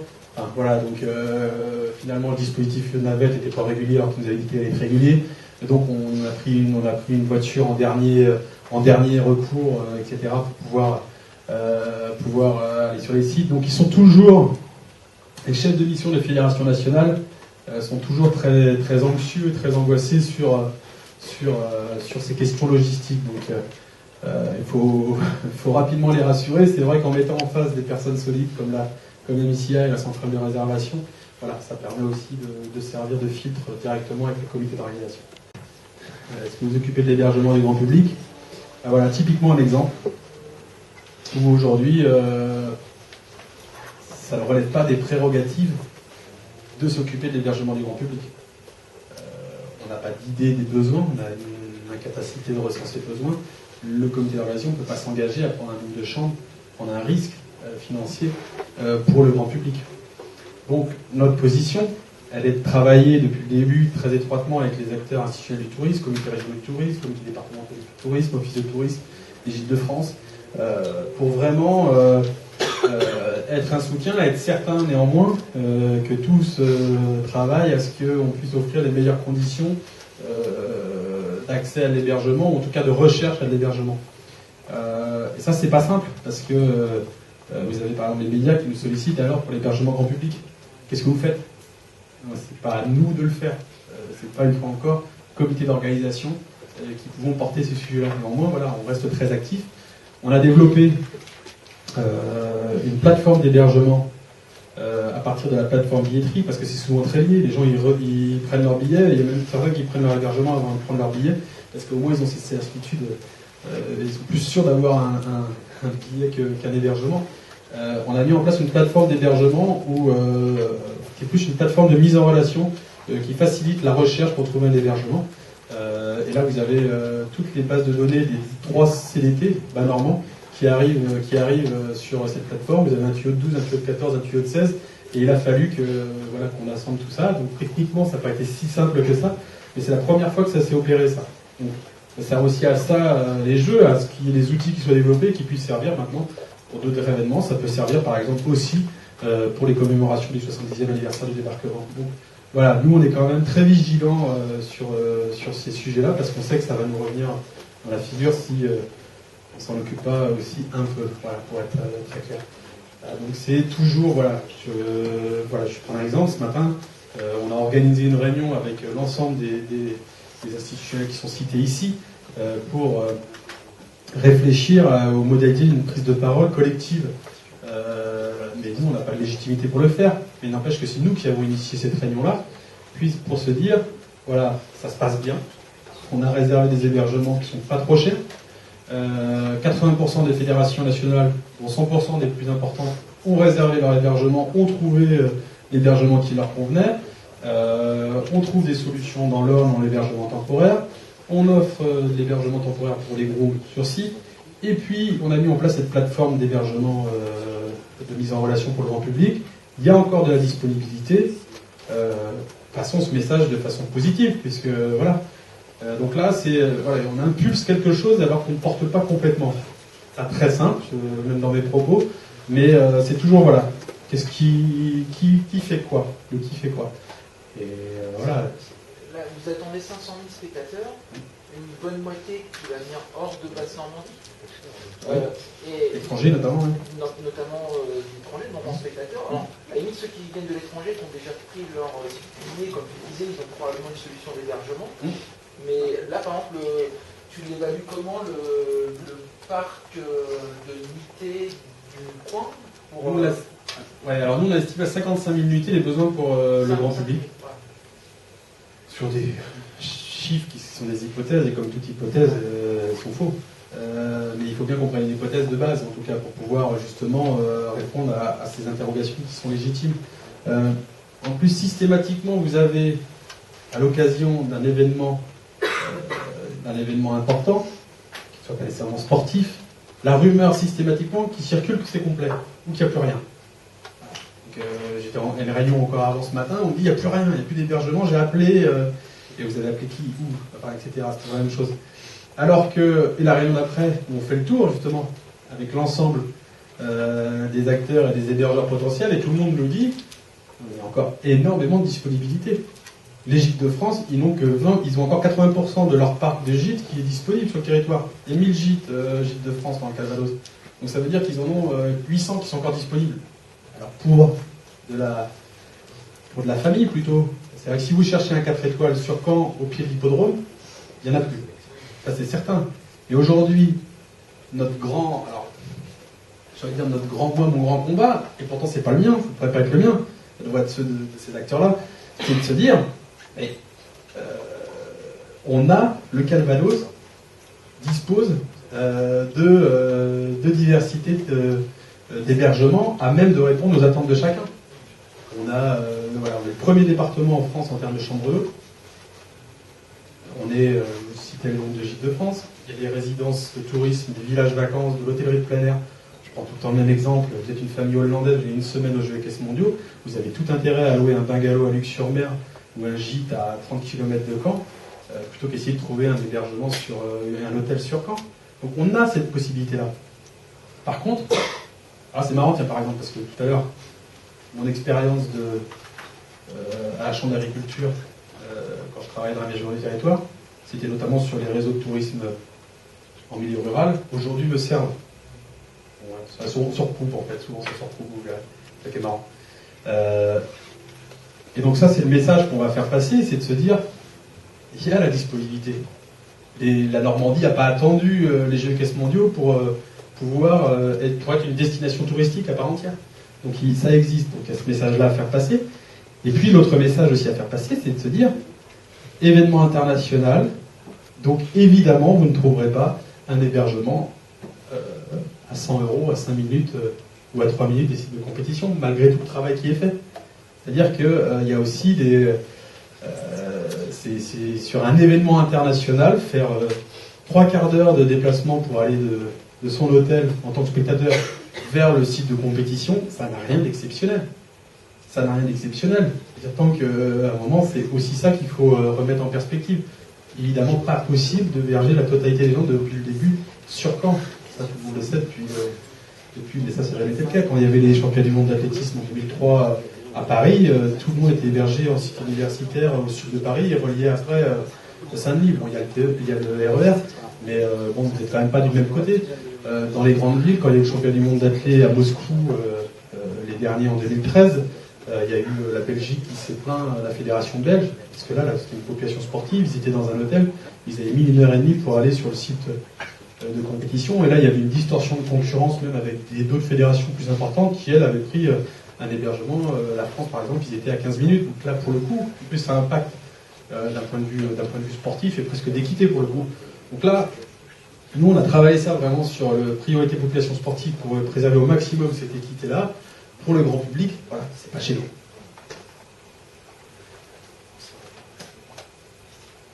Restauration.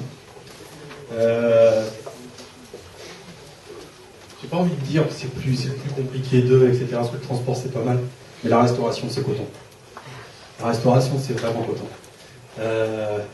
100 000 repas sur 5 sites différents, c'est extrêmement compliqué. Je vais vous prendre des exemples. Ce qui nous casse un peu la tête en ce moment, par exemple, notre casse-tête chinois à nous. Vous êtes un cavalier de jumping, vous mangez au stade d'Ornano. Vous n'avez pas le droit de manger au parc expo. Et là, vous êtes un cavalier de reining, vous avez le droit de manger au parc expo, vous ne mangez pas au stade d'Ornano. Donc sur les accréditations, il faut que ce soit différent. Mais par contre, le soir, les restaurants au stade d'Ornano sont fermés, donc il faut que le cavalier de jumping puisse venir manger au restaurant du parc expo. Et je suis un chef de mission, j'ai le droit d'aller sur tous les sites, je peux manger n'importe où je veux, sauf qu'on ne sait jamais où est-ce qu'il va manger, donc en termes de commande, est-ce qu'on est obligé de calculer si ça a un impact ou pas, parce que nous on paye forcément les repas qu'on va commander à l'opérateur. Je suis le mari ou la femme d'un cavalier ou d'une cavalière, est-ce que j'ai accès à la zone de restauration, si oui, quel tarif, ou est-ce que je paye en amont, etc. On est vraiment sur des contingences qui sont extrêmement compliquées, de report entre les sites, parce que derrière, la même logique. On avait fait un premier projet où en fait tout le monde se restaurait au Parc Expo. Là, on a eu une levée de bouclier comme quoi il fallait des espaces de restauration par site. Et après, ça nous contraint de laisser actifs des sites de restauration midi et soir. C'est systématiquement des coûts derrière, toujours la même logique, des coûts induits. Et donc, les fermer le soir, voilà, ça nous apporte d'autres choses. On s'amuse sur des questions comme ça. Là aussi, des sujets qui paraissent tout simples, c'est l'organisation du dispositif boissons froides, chaudes, donc c'est café dans les salles de réunion, café pour l'arrivée des bénévoles, les bouteilles d'eau pour que les bénévoles, staff, prestataires, ils en aient dans la journée, les officiels, ils aient bien leur collation à 10h30 et pas à 10h25 parce que le café sera un peu froid et que la compétition finit à 10h28 et qu'ils seront dans la salle à 10h30 et que tout le café soit là. Enfin, vraiment, voilà, on pourrait multiplier par 100 les exemples, mais on embauche quelqu'un à partir du mois de février qui va passer son temps que sur ça. Alors, on peut dire, bah oui, il va passer son temps que sur ça. Et ouais, il a organisé des dispositifs de boissons, de café et de thé et de collation sur 5 sites de compétition avec 22 000 accrédités. Je peux vous assurer que cette personne-là va bien s'amuser. Alors, ça fait pas rêver, hein. On se dit, je travaille dans l'événementiel sportif et je vais passer des heures devant un écran, devant un tableur Excel, en train de se dire il faudra livrer à 14h22 30 collations à l'équipe de gardiennage de sécurité sur les parkings P12 du Haras du Pin. Voilà. C'est ça aussi la réalité de l'événementiel et de l'événementiel sportif. Mais ça va quand même. L'organisation de la restauration des espaces hospitalité. Donc là, on est sur des prestations très haut de gamme qui sont associées à du billet et à du transport. On a 3 sites qui sont concernés, le village des Jeux, le stade d'Ornano et le Haras national du Pin. Donc là, pareil, on a sélectionné des appels d'offres qui ont été extrêmement conséquents pour la restauration des accrédités. On a pris pour trouver une société qui est capable d'assurer une prestation homogène pour 100 000 repas sur 5 sites. Voilà, il n'y en a pas en local. Donc, ce sont les grandes boîtes qu'on connaît. Et donc là, c'est la société Saveur d'événements du groupe Casino qui opéra la restauration sur les 5 sites. C'est eux qui assurent déjà la restauration, par exemple, du Roc d'Azur. Ils ont le stade de Lille, ils ont beaucoup de stades, Geoffroy-Guichard, Nantes, etc. Juste un truc, je veux profiter de l'événement. J'installe un baraque à frites à côté du hippodrome. C'est mon interlocuteur ou je bosse avec la mairie, je n'ai pas le droit de le faire. Essaye. Je n'ai pas le droit de le faire. Alors, typiquement, c'est pas à moi de t'interdire. Oui, voilà. C'est pas à moi de t'interdire, mais typiquement, il faut peut-être couper la caméra, pas non plus, mais la ville de Caen ne peut pas s'en occuper. Voilà, c'est un sujet, ça. Ça, c'est un vrai sujet. Qui aujourd'hui nous a été déjà sur des discussions où moi je dis vous allez mettre en place la lutte contre la restauration sauvage. J'ai pas eu de réponse claire sur ça. Mais de fait, c'est une forme de pas d'embouche marketing, mais on n'est pas vraiment sur l'embouche, mais c'est un peu ça, je profite de l'événement effectivement, alors que j'ai pas payé les droits pour pouvoir, puisque ce que je vais te proposer c'est de prendre un emplacement à l'intérieur du village et puis de vendre tes frites à l'intérieur. Mais par contre, il faudra payer un emplacement. Ça, c'est le dernier volet. Alors, pour les espaces hospitalité, donc 3 sites, et on a 3 traiteurs différents qui vont qui vont être sur cette restauration très haut de gamme. Et puis le dernier point, c'est l'organisation de la restauration grand public, donc qui n'est pas neutre, hein, parce que là aussi, il ne faut jamais oublier quelque chose, c'est que c'est un événement sportif, mais c'est avant tout la fête. Souvent, on a pu vous le dire dans vos cours, c'est un événement pour qu'il soit réussi, pour qu'il ait des impacts, et qu'on s'en souvienne, il faut que ce soit organisé de façon parfaite. Parce que c'est vrai qu'avant, quand je travaillais pour les courants de la liberté, je rappelais à l'équipe de dire le but du jeu, c'est que les gens ils partent du point A au point B, qu'ils sachent le temps qu'ils mettent et qu'ils le fassent sur sécurisé. Maintenant, la couleur du maillot qu'on va remettre à la fin, c'est important, mais ça viendra après le fait qu'on soit sûr que ça, on est en mesure déjà d'assurer cette base-là. Ça, là aussi, si je peux me permettre de faire un conseil, n'oubliez jamais, assurer la base, toujours. Et c'est après qu'on peut déjà peut-être améliorer ce qui peut l'être, bien évidemment. Donc ça, et puis derrière, le point essentiel, c'est qu'il faut que ce soit la fête. Parce que si on s'ennuie comme des rats morts pendant l'événement, on n'en garde aucun souvenir. Aucun souvenir. Donc l'événement aura beau être superbement bien organisé, le sport nickel, etc. Qu'est-ce qu'il en restera au final? Pas grand-chose. Donc voilà, les deux sont primordiaux pour qu'il reste quelque chose derrière de l'événement. Et ça, c'est essentiel. À Lexington, dernière édition, on a eu la chance d'y passer 20 jours, mais franchement, c'est pas l'événement qui nous a... Parce que d'un point de vue animation, d'un point de vue festif, d'un point de vue restauration, c'était pathétique. Donc voilà, c'était bien d'un point de vue sportif, c'était pas bien d'un point de vue animation et fête. Et voilà, donc on n'en garde pas un souvenir mémorable. Alors voilà, c'est peut-être pas la comparaison, est peut-être un peu disproportionnée, mais j'ai plus souvenir moi de la Coupe du Monde, la finale 98 de football, j'ai plus souvenir des fêtes qu'on a fait tout l'été en 98 que réellement de l'événement sportif en lui-même. Enfin, c'était forcément, je pense que ça dépasse ce cadre-là. Il ne faut jamais l'oublier, les Jeux équestres mondiaux. Voilà, quand on dit souvent, il faut que les Jeux soient populaires parce que l'équitation c'est élitiste, etc. Donc à tort ou à raison d'ailleurs, ça l'est par certains côtés, ça ne l'est pas du tout par d'autres. Et j'espère surtout qu'on va s'amuser, qu'il va y avoir la fête, que les gens vont bien manger, que les gens vont boire un coup sur le village, qu'il va y avoir des concerts et que voilà, qu'il y a des couples internationaux qui vont se former. Enfin, comme ça qu'on se souvient d'un événement. En tout cas, il ne faut pas l'oublier. Voilà, c'est aussi. Je parlais tout à l'heure des côtés un peu plus chiants, comme le dispositif caféo, etc. Voilà, ça c'est intéressant de participer complètement à la fête. Et là, vous voyez, par exemple, hier, toute la journée, on était sur Paris en train des entretiens de sélection de la restauration grand public. Et voilà, travailler sur leur capacité à faire, leur capacité aussi, parce qu'ils nous proposent des bons concepts de restauration, mais c'est pas suffisant. Il faut qu'on ait la garantie qu'ils puissent à la fois fournir en quantité. Vous avez un laps de temps très court, il faut fournir un maximum de personnes. On parlait de baraque à frites, voilà. Peut-être qu'on essaie justement d'avoir un autre niveau, mais de la baraque à frites, on en aura sur le site du Haras du Pin, par exemple, parce que là, c'est qu'une journée, donc on n'a pas le temps de pérenniser des structures, il va falloir aller vite, etc. Donc il faudra débiter. N'empêche que pour le coup, on va quand même travailler en essayant de faire de la frite quali, c'est possible. Donc, mais il faudra qu'il y en ait aussi. Voilà. Ça, c'est le grand volet. Et puis la dernière, c'est la gestion des référencements, qu'on travaille avec les partenariats.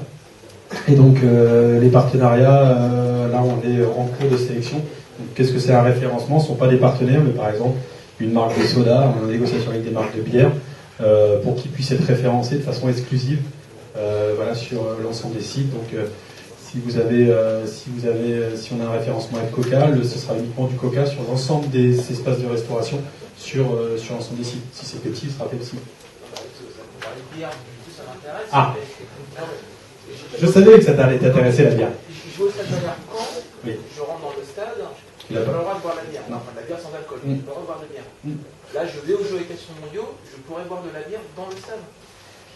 Non, parce qu'on a décidé que non. Toi, tu n'auras pas le droit, toi. C'est illégal, non. Non, alors. La fameuse Goëvin. Voilà, c'est ça. La fameuse Goëvin. Alors, sur le village des Jeux, ça ne pose pas de problème, puisqu'on rentre dans la catégorie foire et manifestation agricole. Merci à la présence de l'animal. va nous permettre effectivement d'avoir de la bière. Sur le site du Haras National du Pain, on est sur, là aussi, manifestation de plein air, sur 3 communes différentes, avec des maires qui acceptent de faire une dérogation. Donc là aussi, il y aura l'alcool sur le site. De toute façon, il vaut mieux, puisque sur 58 spectateurs, on attend 15 000 Anglais. Si tu veux éviter une émeute, il vaut mieux qu'ils aient de la bière avec alcool, ou alors qu'ils ne se rendent pas compte que personne ne se rend compte qu'il n'y a pas d'alcool, mais là t'es vraiment en danger. Donc, blague à part, parce que ça en plus c'est un sujet ultra sérieux, ultra compliqué. Donc ça c'est possible. Après, classiquement la loi E20 autorise une association à une dérogation de 48 heures par an. C'est-à-dire que vous êtes tous probablement membre d'un club de basket, de foot, de hand, etc. Votre club a le droit de tenir la buvette, de l'ouvrir 10 fois 48 heures, donc ça fait l'équivalent de 20 fois à peu près, donc c'est l'équivalent du nombre de fois où le club reçoit chez lui. En plus, personne ne vérifie que c'est ouvert 2-3 jours supplémentaires. Donc ça passe. Par exemple, Roland Garros, vous avez de l'alcool. Pour y avoir de l'alcool dans les stades, puisque c'est la Fédération Française de Tennis qui est l'organisateur officiel de Roland Garros, qui est donc une association, et pendant 15 jours, les 10 fois 48 heures, ils les font d'affilée, ça fait 20 jours où ils peuvent servir de l'alcool. Alors, c'est marrant, parce que là on a travaillé avec nous, avec des avocats, effectivement, sur ces sujets-là. On aurait pu, par exemple, demander une dérogation sur le stade. Alors on n'est pas association des GIP, mais la Fédération Française d'Équitation aurait potentiellement pu porter la chose pour nous, en changeant les statuts du GIP. C'est un peu compliqué. Donc, tout ce qui est excès privé, de toute façon, on a le droit de l'alcool. L'espace hospitalité, tu vas au Stade d'Orléans aujourd'hui, tu vas dans les espaces privatifs, tu as le droit de l'alcool. C'est considéré comme lieu privatif. Par contre, effectivement, sur les buvettes, il n'y en a pas. Et on a décidé que, effectivement, par réaction, en anticipant les réactions qu'il pourrait y avoir, en disant pourquoi est-ce que quand à l'année on va au stade, on va avoir de la bière, et là, parce que c'est des proutes à cheval, ils auraient le droit d'avoir de la bière. Donc on s'est dit voilà, on n'allait pas en fait. Mais c'est pas simple. Et on a fait le choix pareil sur l'hippodrome ou aussi une enceinte sportive également. Et par exemple, sur l'événement, on est en train de travailler avec l'interprofession sidéricole pour mettre en avant, parce que les jeux c'est un prétexte à faire valoir le territoire, hein. C'est avant tout une compétition sportive, mais ça vous a toujours été, je pense, présenté comme étant un moyen de faire valoir les richesses du territoire, que ce soit la filière équine, la filière touristique, la filière agroalimentaire, et donc on travaille notamment avec des professionnels de la filière sidéricole on voulait créer une cuvée, cuvée classique, jeux et caisses mondiaux. Ça c'est pas possible. On ne peut pas associer l'événement à l'alcool. Donc on est obligé de prendre des détours un peu compliqués. François ? L'organisation des accrédités, là aussi c'est bien spécifique. Pour le coup, on ne s'occupe pas du transport du grand public, quoique, vous allez voir. On est en charge officiellement du transport des accrédités, toujours la même chose. Donc on est tenu de prendre en charge les fédérations sportives, je ne rentre pas dans le détail, les officiels depuis leur point d'entrée sur le territoire. Donc on a négocié que ce soit nous qui puissions choisir quels étaient les points d'entrée officiels sur le territoire. S'ils choisissaient Nice, par exemple, en termes de kilomètres, ça avait un impact. C'est important, mais là aussi, toujours la même logique, contrainte organisationnelle et budgétaire. Donc on a défini les points d'entrée officiels sur le territoire. Ce sont les 2 aéroports parisiens, Gare du Nord, aéroport de Caen et la gare de Caen, où là on va effectivement récupérer l'ensemble des fédés et des officiels depuis ces points d'entrée. Ça, c'est un appel d'offres qui est en cours actuellement. On organise aussi le dispositif navette entre les sites, entre les pôles hôteliers qui sont... alors, on a travaillé aussi, au moment où vous travaillez sur l'hôtellerie, il faut anticiper aussi après derrière la question du transport. Tout est toujours lié, hein, bien évidemment. Donc, par exemple, on n'a pas retenu des établissements qui étaient disséminés dans la campagne. qui étaient éclatés. On a retenu pôle hôtelier de Cabourg, pôle hôtelier de Deauville, pôle hôtelier de Caen, pôle hôtelier de Bayeux, puis pour mettre après en adéquation avec le dispositif de transport, bien évidemment. Donc là, c'est un dispositif de navette depuis ces pôles hôteliers pour transporter les fédérations nationales vers les sites de compétition, mais également pour transporter les fédérations nationales entre Caen et les sites satellites du Haras du Pin et de Sartilly, mais également transporter le staff, transporter les bénévoles, etc. Autre point, c'est l'organisation du dispositif navette sur l'agglomération caennaise. On a 20 hôtels sur le territoire. Là aussi, ils sont tous reliés par un système de navette, par des lignes de bus que l'on crée. Voilà, ça a été compliqué, c'est long à mettre en place. On recrée comme si on crée des nouvelles lignes de bus avec des fréquences de passage. Parce que derrière, les fédérations nationales sont extrêmement exigeantes sur la garantie qu'elles s'en fichent que ça mette une demi-heure. Mais elles veulent être sûres que ça met bien 30 minutes et pas 42. Voilà, c'est ça qu'elles veulent. Pas faire le pire, même si ça met 20 minutes, tant mieux, mais en tout cas leur donner le maximum. Donc ça, c'est toujours la difficulté. Je vais passer sur la flotte officielle. On coordonne et on organise la flotte officielle. On a la chance d'avoir un partenaire automobile, Land Rover, et on a des minibus. On a aussi toute la flotte utilitaire, des golf-cars, des quads. On a à peu près une centaine de golf-cars, notamment sur le Haras national du Pin. On a des quads, on a tous les camions et véhicules utilitaires.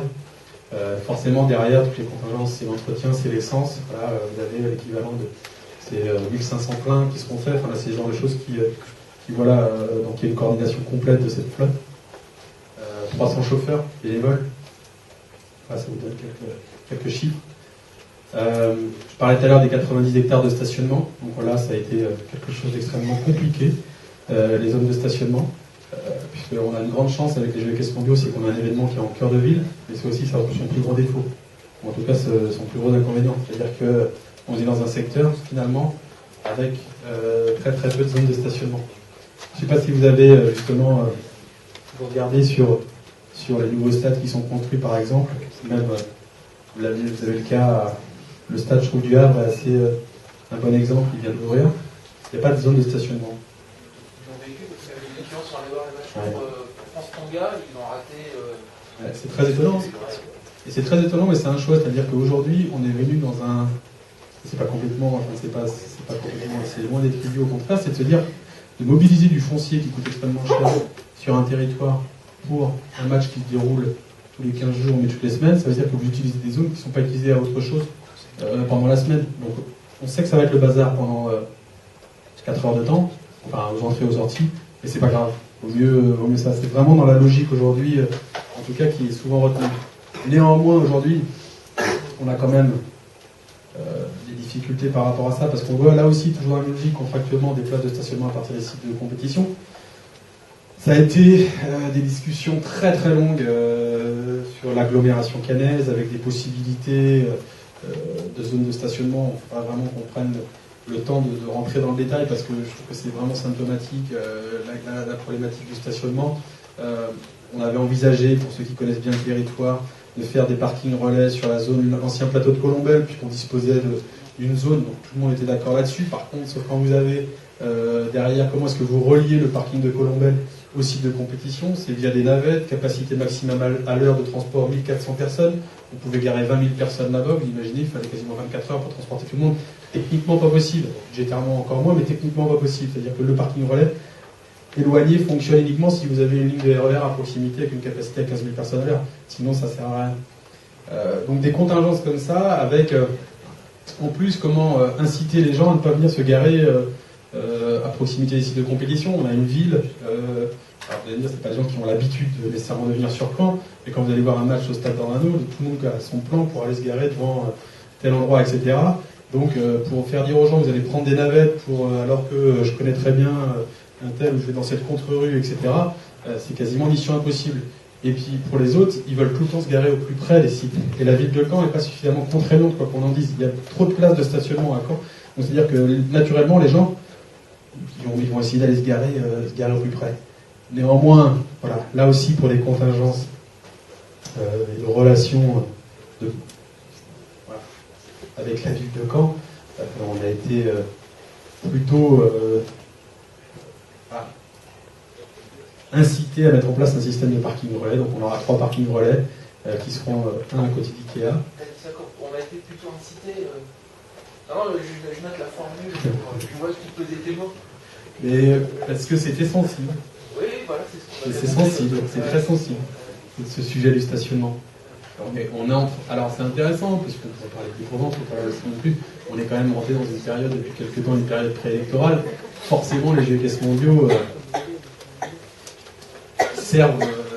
vont servir probablement, certainement, de faire valoir, ou au contraire, l'inverse de faire valoir, justement, de montrer ce qui ne va pas.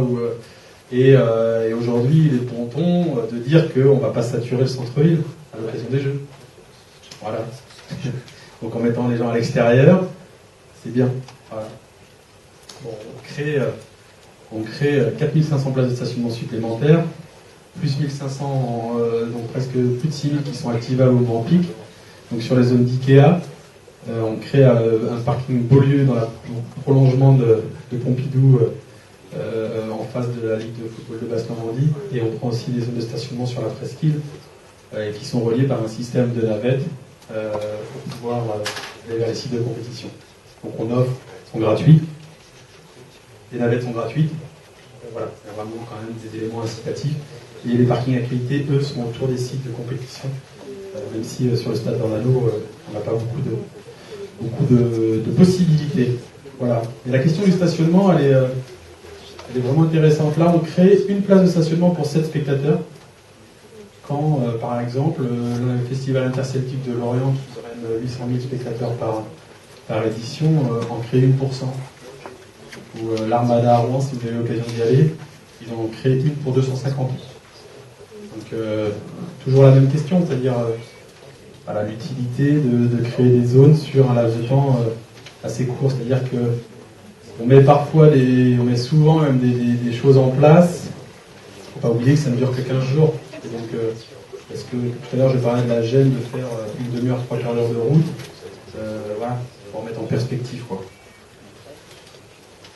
Donc là, évidemment, sur les questions de transport, on a vraiment une collaboration très, très, très étroite avec les pouvoirs publics, services de l'État et les collectivités publiques pour l'organisation du plan de circulation. Alors là aussi, le plan de transport, c'est le comité d'organisation. Le plan de circulation, ce n'est pas des prérogatives et de la responsabilité du comité d'organisation. Pas toujours simple à faire entendre, même au pouvoir public, en disant mais c'est vous qui allez faire telle chose. Non, ça c'est sûr, vous êtes sur le territoire public, je ne vais pas le faire. C'est vous, par exemple, aujourd'hui, on a eu un grand débat sur les zones de stationnement au grand public. Est-ce que c'est au comité d'organisation de pallier au manque d'infrastructures d'accueil de stationnement du territoire canet? La réponse, si elle était évidente, ça se saurait. Ça dépend. C'est-à-dire que aujourd'hui, de relier le parking relais vers les sites de compétition pour le grand public, est-ce que ça relève des prérogatives du comité d'organisation? C'est nous qui allons payer le comité d'organisation, alors que le renforcement des réseaux existants au Stade de France, c'est la RATP qui va renforcer. C'est pas à chaque fois le Stade de France qui va payer les rames supplémentaires qui vont être mis. Quoique, probablement que dans certains cas, peut-être. Donc c'est ça qui est vraiment assez compliqué. On a un autre exemple, renforcement des réseaux existants. La SNCF, on est en discussion avec la SNCF. Hier, on était au siège à Paris. Moi, je leur dis, on a besoin que vous renforciez le réseau. Alors, on peut mettre un train, mais vous le payez. Ah non. Vous voyez, c'est toujours ce genre de discussion, je simplifie. On a un peu contrainte budgétaire des deux côtés, etc. Mais cette mission-là, voilà, de renforcer le réseau, de le densifier, c'est toujours des discussions qui sont très compliquées. Autre point primordial, c'est le plan d'information transport. Bien évidemment, pour que le système de transport fonctionne, il faut qu'on communique bien sur ce dispositif, il faut qu'on communique bien sur les zones de stationnement, il faut qu'on communique bien sur les principes des navettes qui sera mis vers nos populations, mais également, il faut qu'on soit soutien vis-à-vis des collectivités publiques, dont là, encore, on trouve toujours la même logique. il relève des collectivités publiques d'informer les usagers. C'est aux collectivités publiques de dire aujourd'hui, pendant la période des Jeux, telle route sera contrainte, prenez plutôt, etc. Et de communiquer via le réseau, le réseau média classique ou les journaux des collectivités, etc. Donc ça, c'est déterminant, c'est-à-dire que et surtout le phasage de la communication. C'est-à-dire qu'aujourd'hui, on s'aperçoit, encore complètement tous d'accord en interne, mais que moi, je suis partisan de communiquer très tardivement. C'est-à-dire qu'aujourd'hui, vous ne savez pas ce que vous allez faire en une semaine. Donc, si je vous dis que dans 15 jours, la route devant elle sera fermée, vous ne pourrez pas passer là comme d'habitude, vous n'allez pas retenir l'information. Par contre, si je vous le dis 2 jours avant, vous allez sans doute un peu plus percuter. C'est-à-dire que, voilà, si on communiquait aujourd'hui sur dire il va y avoir des contraintes de circulation, ne prenez pas le boulevard des Baladas le 28 août entre 14h et 18h, si vous le dites au mois d'avril, ça sert strictement à rien. Il faut le dire au mois de fin juin une première fois pour prévenir, et puis début août, 15 jours avant l'événement, pour taper un peu plus fort. Là, on est vraiment sur une durée, enfin sur un raccourcissement des phases de communication. On en parlait tout à l'heure avec Boris sur par exemple les jeux de Sochi qui arrivent. On a parlé des problématiques liées politiques, des contingences, etc. Mais finalement, ça a vraiment une actualité un mois avant. Et puis, on va en parler maintenant de la chose.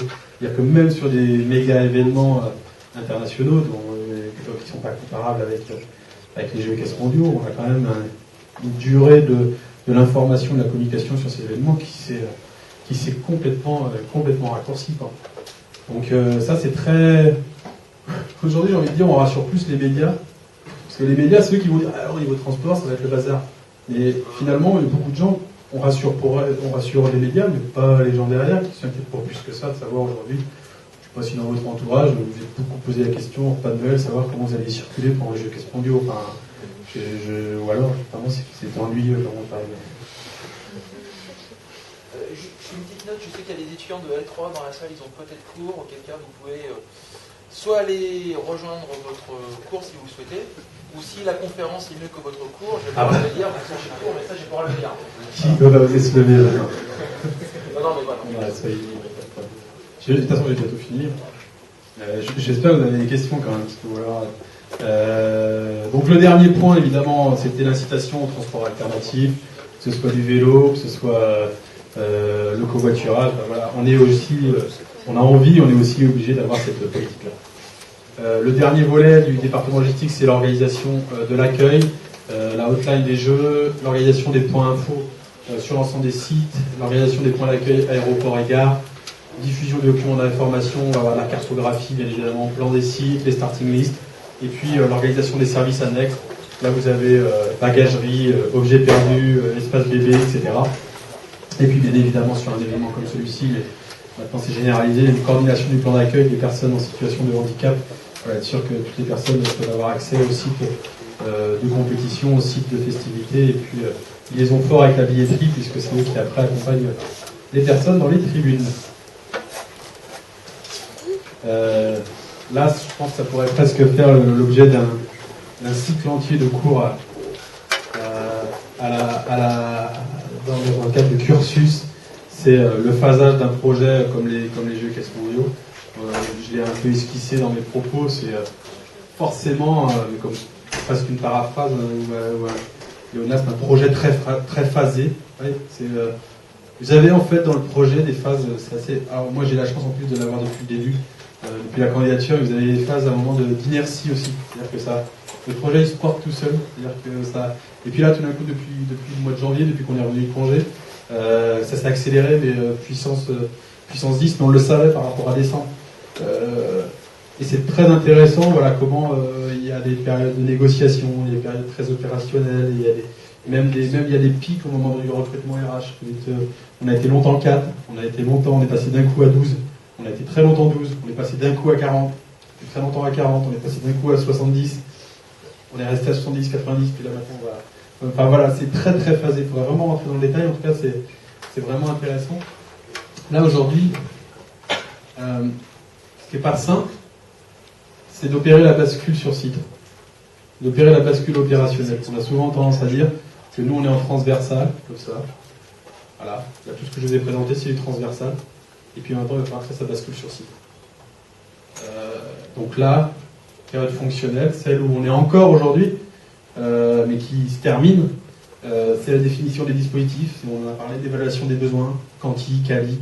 C'est tous les appels d'offres. Et regardez bien, chiffre en tête, on en a fait 20 au total pour la log. Quand j'étais à votre place, je pensais pas que ça existait quasiment les appels d'offres. J'exagère, mais en tout cas, j'en ai pas vu la couleur. Donc voilà. Et ça, vous serez amené de toute façon dans vos cursus à en porter ou en suivre. Bien évidemment, toute la phase de négociation et de coordination avec les prestataires et les opérateurs. Une fois que vous les sélectionnez dans le cadre d'un appel d'offres, c'est le cas par exemple avec les traiteurs. Et maintenant, il faut rentrer dans la phase technique, opérationnelle, organisationnelle. On est sur les contingences, puissance d'arrivée, puissance d'électricité, les besoins en eau, en évacuation, gestion des déchets, besoin de la zone technique, les largeurs de zones de livraison, les zones de stationnement, les contraintes d'accès au site, les heures de livraison, voilà, on passe à tout, et c'est vraiment marrant. Hier, par exemple, il y avait un projet, de restauration grand public, c'était très bien, enfin, c'est top, il veut faire une boulangerie en complément, et donc la boulangerie qui fera de la vente sur le village des Jeux fera aussi le pain du restaurant qu'il active à l'autre côté. Et je dis, mais sauf que c'est super votre projet, mais par contre, vous estimez la production, vous allez démarrer à 4h du matin? Bah oui, mais je dis non, le site ne sera pas ouvert à 4h du matin. Donc ça va être des contingences où si on le fait, il faut qu'il y ait des ouvertures exceptionnelles pour ce type, etc. Donc après, on rentre vraiment dans cette phase organisationnelle pure, où on arrive à un niveau de détail. Bien évidemment, il y a une gestion managériale de l'équipe forte. Progressivement, en fait, moi je me retrouve à être de moins en moins dans les dossiers, et presque en permanence en coordination. Et puis évidemment, dans une phase importante des RH. Pour cette bascule sur site, c'est-à-dire que aujourd'hui, dans l'équipe, j'ai un responsable transport, un responsable de restauration, un responsable d'hébergement et un responsable d'accueil de façon fonctionnelle. Et à partir du mois de mai, on va avoir sur chaque site un responsable transport, un responsable restauration, un responsable d'hébergement, qui va répondre à la fois au directeur de site, qui est vraiment le pilote du site à ce moment-là, qui applique ce que nous on a décidé en amont, mais aussi ce responsable transport du Stade Orano va aussi répondre en fonction des thématiques au responsable transport qui lui-même va répondre en fonction des thématiques aux directives que je vais donner. C'est pas simple. Souvent on a tendance à dire pour mieux comprendre un problème qui impacte un site, il est géré de façon monosite. Un problème qui impacte plusieurs sites, du coup il est basculé en centrale. Je prends un exemple, il y a un problème d'évacuation en eau dans une zone de restauration ou à ras du pain. Pas besoin d'activer le responsable restauration en centrale.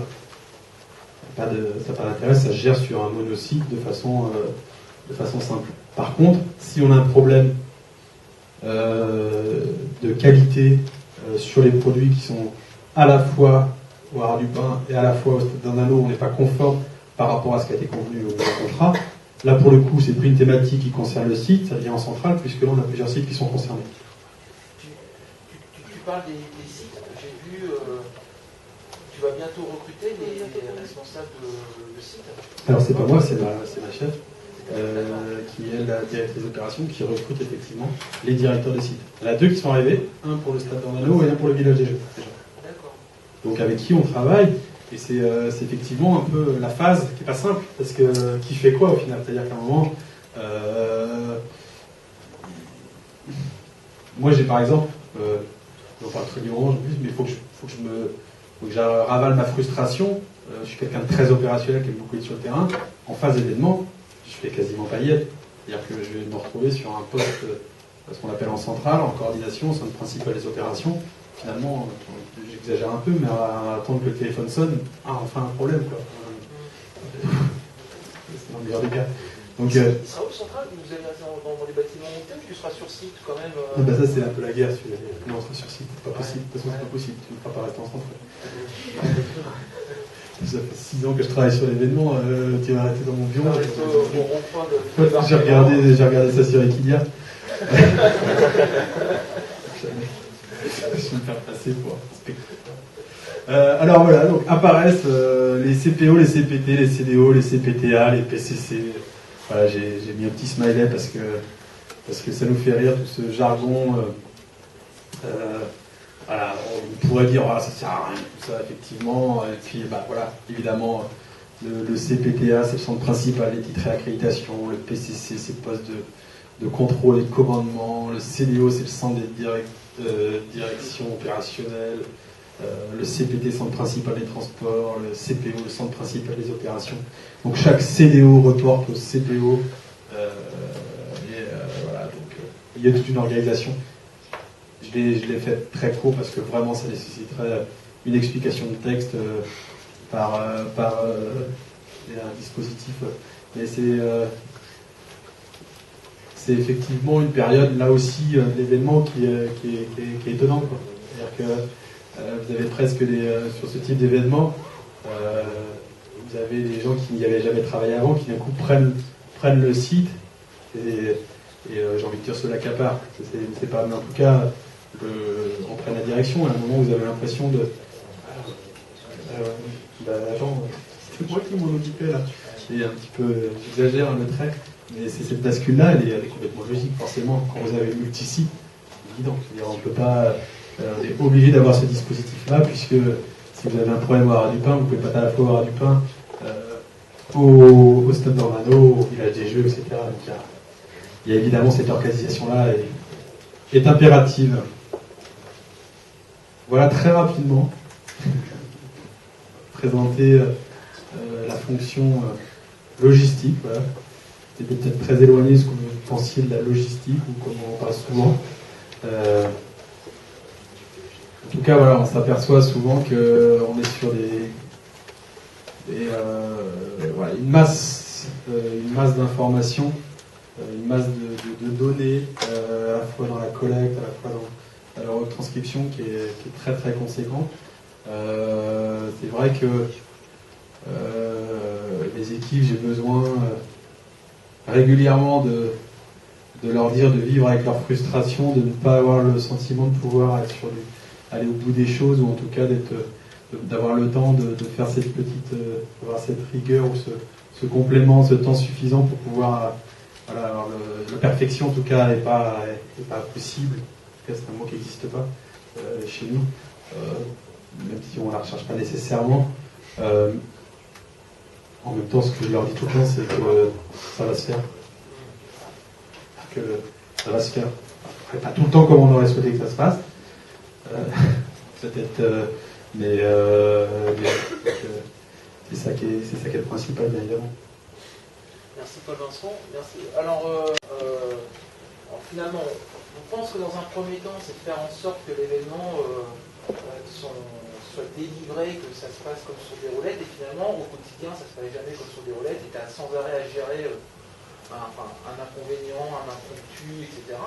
Et je pense à quelque chose qui t'est tombé dessus. Alors, je ne sais pas si c'est le service logistique qui a été impacté en premier, mais lorsque tu as, par exemple, le toit du parc expo qui s'effondre.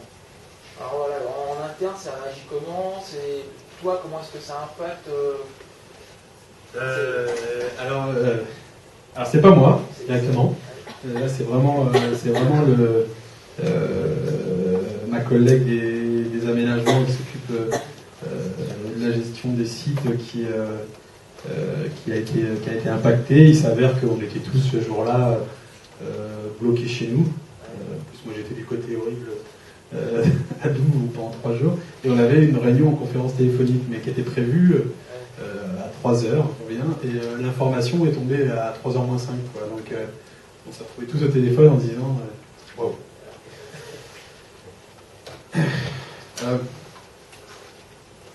Bon, sur le coup, on fait c'est-à-dire que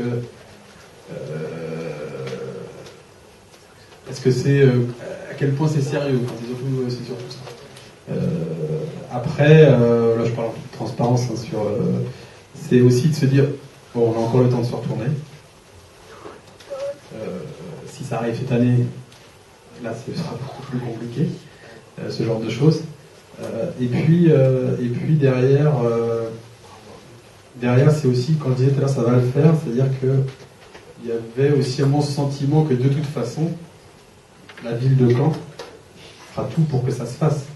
Et que la question se pose même pas sur ce type d'événement. Donc c'est aussi quelque part une chance, entre guillemets, puisque vous bénéficiez sur ce type d'événement d'une force où se dire, voilà, de toute façon, ça ne peut pas se faire. Donc il y aura des solutions de trouver. C'est quand même ça qui est le côté rassurant en permanence, et qui était complètement différent des courants de la liberté, où à un moment, quand vous êtes plus pas le petit pousset, mais à un moment de se dire, vous allez plus vous battre pour une subvention qu'une augmentation de subvention près de la région de 5 000 €. Quoi. Et ça, c'est votre quotidien. C'est pas pour ça que c'est moins... c'est tout aussi dur, même presque plus dur. Enfin, dire. J'avais l'impression que c'était presque plus dur au point de la liberté parce qu'il fallait aller se battre, fallait faire. Alors que là, des fois, on a quand même cette chance que les portes elles s'ouvrent. Alors après, il y a d'autres enjeux budgétaires, enjeux politiques très forts autour de ça, qui laissent aussi le projet, mais c'est une vraie chance aussi. C'est-à-dire que je le disais en préambule, c'est ce qui nous a garanti d'organiser cet événement, d'avoir cette assise financière au départ. Mais c'est vrai que il y a quand même un côté voilà, un peu où les portes s'ouvrent plus facilement quand même. Et ça, par contre, c'est important en tout cas voilà, désolé du poncif, hein, pareil, mais de savoir d'où on vient et tout, quoi. C'est-à-dire que moi, j'oublie pas voilà, que quand on tape aux portes au courant de la liberté, quand vous avez pris 150 fois le téléphone pour contacter les entreprises locales, pour les mobiliser, avoir un rendez-vous pour le sponsoring, et que ouais, c'est un peu plus dur. Donc voilà, là c'est aussi une vraie chance, quoi. C'est-à-dire que quand en ce moment on recrute toutes les semaines, etc., on n'a pas ce problème-là, même si on a des contraintes budgétaires, on a quand même de quoi faire. Donc il y a une vraie... faut pas qu'on l'oublie, nous, en cours de route, malgré la charge de travail, malgré la difficulté, la complexité du projet, comme j'ai pu le montrer là, il ne faut pas oublier quand même que voilà, on reste des privilégiés, quoi. On reste des privilégiés, évidemment. Encore une question. Donc ça répond, mais pour te dire que, alors après sur des contingences comme ça, très dur. C'est-à-dire que là cette année par exemple, ou cet été, on a eu au moment de l'orage, il y a les impacts qui sont encore visibles là, mais au moment de l'orage, on a eu des obstacles d'attelage qui ont raviné, etc. Et, donc il y a des conséquences. Donc on a des procédures, on a écrit des procédures. Et après, dans notre organisation, tout est règlement et procédure. C'est-à-dire que s'il se passe ça, qui intervient, qui appelle qui fait quoi, etc. Donc on va dire ça, c'est pour les process qui ne sont pas trop importants. C'est par exemple voiture en panne avec un officier à bord. Donc, le chauffeur appelle qui, l'impact que ça a après par exemple sur la compétition. Donc ça veut dire que la compétition va peut-être démarrer en retard. Donc si la compétition démarre en retard parce qu'il n'y a pas d'officiel, la télévision, ça a un impact sur la télé, etc. Enfin voilà, ça peut par contre devenir. On va dire ça, c'est les contingences classiques. Et puis il y a une cellule qui s'appelle le Risk Management, qui est portée en interne par la direction générale, directrice des OP, et on a un commissaire divisionnaire qui a été rattaché au sein de l'organisation pour assurer justement les relations avec les services de l'État. Et donc là, c'est vraiment sur les contingences extrêmement fortes et extrêmement voilà, explosion, attentat, évacuation, intoxication alimentaire majeure, enfin voilà, ce genre de choses qui... avec ta baraque à frites. Avec ta baraque à frites. Donc ça, ça, voilà. Là, il y a un process qui est complètement différent. Mais tu sens, c'est vraiment tu vois, c'est ce que, en tout cas, moi, le ressenti dans la vidéo à ce moment-là, c'est que tu sens voilà, qu'il y a quand même cette puissance publique quand même derrière qui est là, qui va te garantir que ça ira au bout. Tu es là depuis le début de l'événement, tu as vu passer énormément de stagiaires, et pas seulement de management du sport, de grande école, il y en a eu des très bons, il y en a même des très bons qui ont été recrutés, il y en a eu aussi des moins bons. Qu'est-ce que tu as reconnu en qualité? Qu'est-ce que c'est pourtant un bon stagiaire, et qu'est-ce que c'est qu'un mauvais stagiaire? Mais c'est pour eux ça. D'ailleurs, moi, je me souviens avoir envoyé un stagiaire qui n'avait pas nécessairement été exceptionnel à l'époque. Non, mais c'est-à-dire que de mon côté, jamais, mais. Ah oui, ça y est, j'étais en train de chercher qui. Oui, Oui, ça y est, je vois bien. C'est pas chez moi. Pas chez moi, mais il a essayé de revenir après. C'est chez les sports.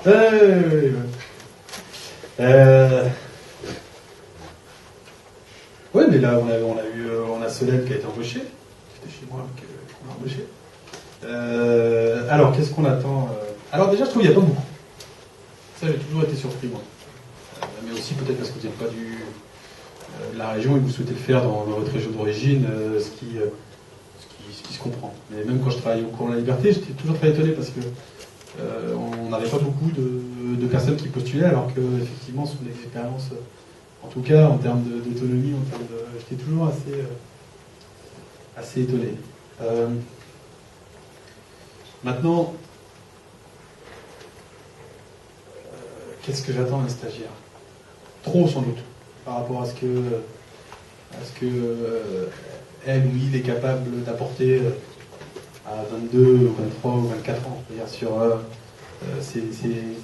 c'est évident, quoi. Après, ça va pas être simple, par exemple, les stagiaires qui vont arriver maintenant. C'est-à-dire qu'on a un peu tendance à dire que là, il va falloir prendre le wagon en marche, mais c'est pas l'intercité, c'est plutôt le TGV. Donc, il faut plutôt quelqu'un ou quelqu'une, pardon,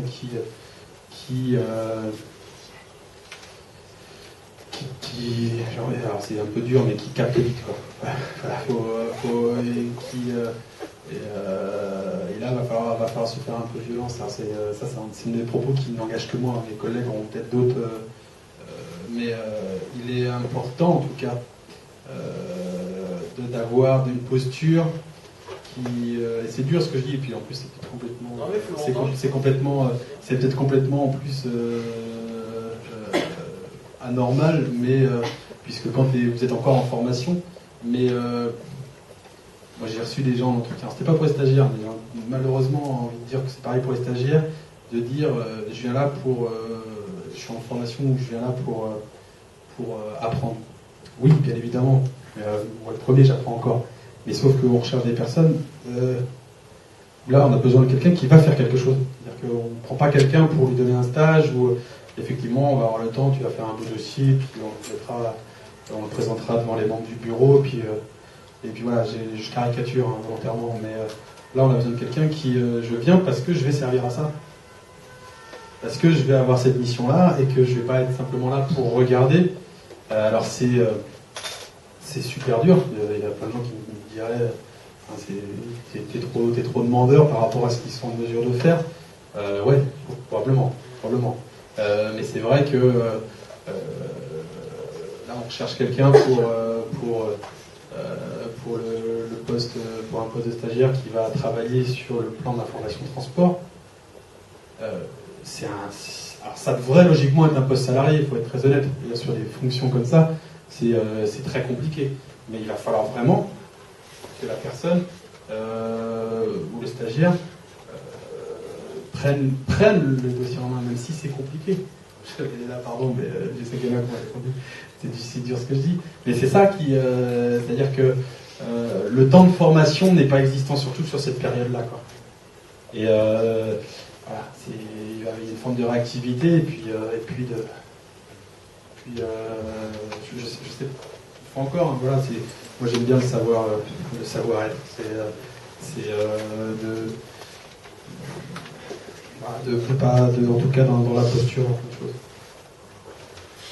Des questions, des réactions? On a abordé pas mal de points, j'ai posé déjà pas mal de questions. Donc, pour tout le monde? Ok, bien, applaudissements, merci beaucoup.